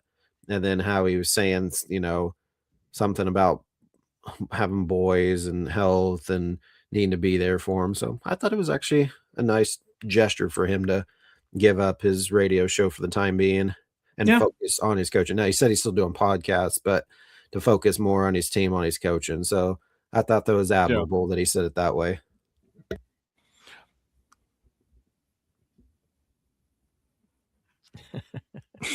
I think he was told. Yeah, probably. But we've already talked about it. Yeah. I thought they've been a lot better this year. Well, maybe we did say that. But they've been better than they were last year for sure. We also did say that. Like, they have been a much better team this year compared to last year. So, yeah. No, I mean, good for him. Listen, it was a bad look for you to hop on a plane after your show just to meet your team when your team has already been driving on a bus. That's just not a good look at all. Yeah. It wasn't. So he said as much. So, but I also said that I am taking 100% credit for this because clearly a staffer showed him Godly Watch and says, "Okay, we have to do better than that." We also did go over this. I made this suggestion, Eric. Last year we had the Northwoods League, which, by the way, news came out. They are on Flow Sports now, so they no longer have the free app so you can watch it, which I think is total bullshit. That's not cool, man, because I used to watch all those games all the time because they were free or they were on ESPN, but now you're going to be behind a paywall. I wonder how that's going to look now. Are they going to have a drop in viewership because of that? So we'll see. I'm hoping at least they'll have like the 1 or 2 games on ESPN Plus because they didn't have the whole catalog on there. They didn't. No. Samantha just got here. But I also wanted to say that because we picked the Northwoods League last year, maybe this year we'll pick the Blue Ridge League as the league that we follow throughout the summer for the teams that we pick. There's going to be 8 teams. I know, but that's going to be a hard league because they're not established. It'll be hard to find. I think I don't know how scores will be on that one. That may be a little hard, but I'll find a way. See, when there's a will, there's a way. Well, I mean, they've got we'll see how their league Twitter page or their league social media is because they've got, I think, all the socials for the league itself as well. Mm-hmm. Or we can also do the Appy League. I was going to say Appy or Prospect. I was going to say Greg's been pretty good about keeping scores out there for the teams too. So he has done a pretty good job. I mean, we don't have to discuss this now. Like, I mean, it was just suggesting we got some time. And so we'll see. The league I was kind of thinking about was CPL. Yeah. Okay. So we'll keep that in mind. We already know who has Holly Springs. No, we got a wheel we got to do. I was just waiting. I was just waiting. No, everybody's got to get the process is we put them on a wheel. Virgil spins them on the wheel. Yep. Because I gave him that was the argument I got about the Blue Ridge League when I wanted the team close to me. Yeah, for the record, the wheel was not my idea. That was something that Ed wanted. Well, bullied Ed to choosing a different team. Yeah, like I'm not going to get the blowfish or something. Really? Come on. It's going to be hilarious when we spin the wheel and Eric will get the blowfish. That will be kind of funny. Give me the Booty Divers. Ooh, great name still. Are they? Yeah, they are CPL. Yeah, that's right. Okay. Mm-hmm. I got to find the right place to wear my T-shirt, though. Anywhere. Can't wear that anywhere. Yes, you can. The one that says "Blow Me." That's not the right Blowfish shirt. If you get the Blowfish, you got to buy a shirt that says "I'm a blowy" because they have those. No. Blow Me is better. No. As a guy, you just can't do that, man. Come on now. I got the one that says "I go down." See that Booty Divers though. That's okay. That one is good. It is. You just can't wear that anywhere. I mean, you can. Yeah, you can. Well, I mean, you can. Like I was gonna wear it to the. I was going to wear it to the aquarium in Chicago, and I was like, maybe not. That would have been hilarious. See, that's the kind of thing I would do. I probably should have. People be like, what the hell is that? And then I could tell them about it. Exactly. I get that. I get that side of it. Yeah, it's a baseball team, guys. It's a baseball team. Get your head out of the gun. That's right. It's a good conversation starter. Most certainly, for sure, on that one. So, all right, guys, we are at the top of the hour. We're about 10 minutes away for 11 o'clock. So thank you so much for joining us. We will be back on Monday morning. Breakfast takes. We'll see how the Panthers do this weekend. God bless. And then on Monday night, we have Break Even Sports. By the way, Flobo cannot make it this Monday. He is coming back from Germany. I already asked and texted him. I've been talking to him. But we'll see if we can get him on one of these days too. So the two of you or three, if Donnie wants to do it as well, talk some wrestling with Flobo. Sure. And then of course Tuesday night we will be here for the DHC Sports Show. So thank you guys. Make sure you guys hit the subscribe button. Make sure you follow every single one of these knuckleheads. You'll see them in the description. We got each and every single one of our social media links there. We will see you guys on the next one. Okay, bye.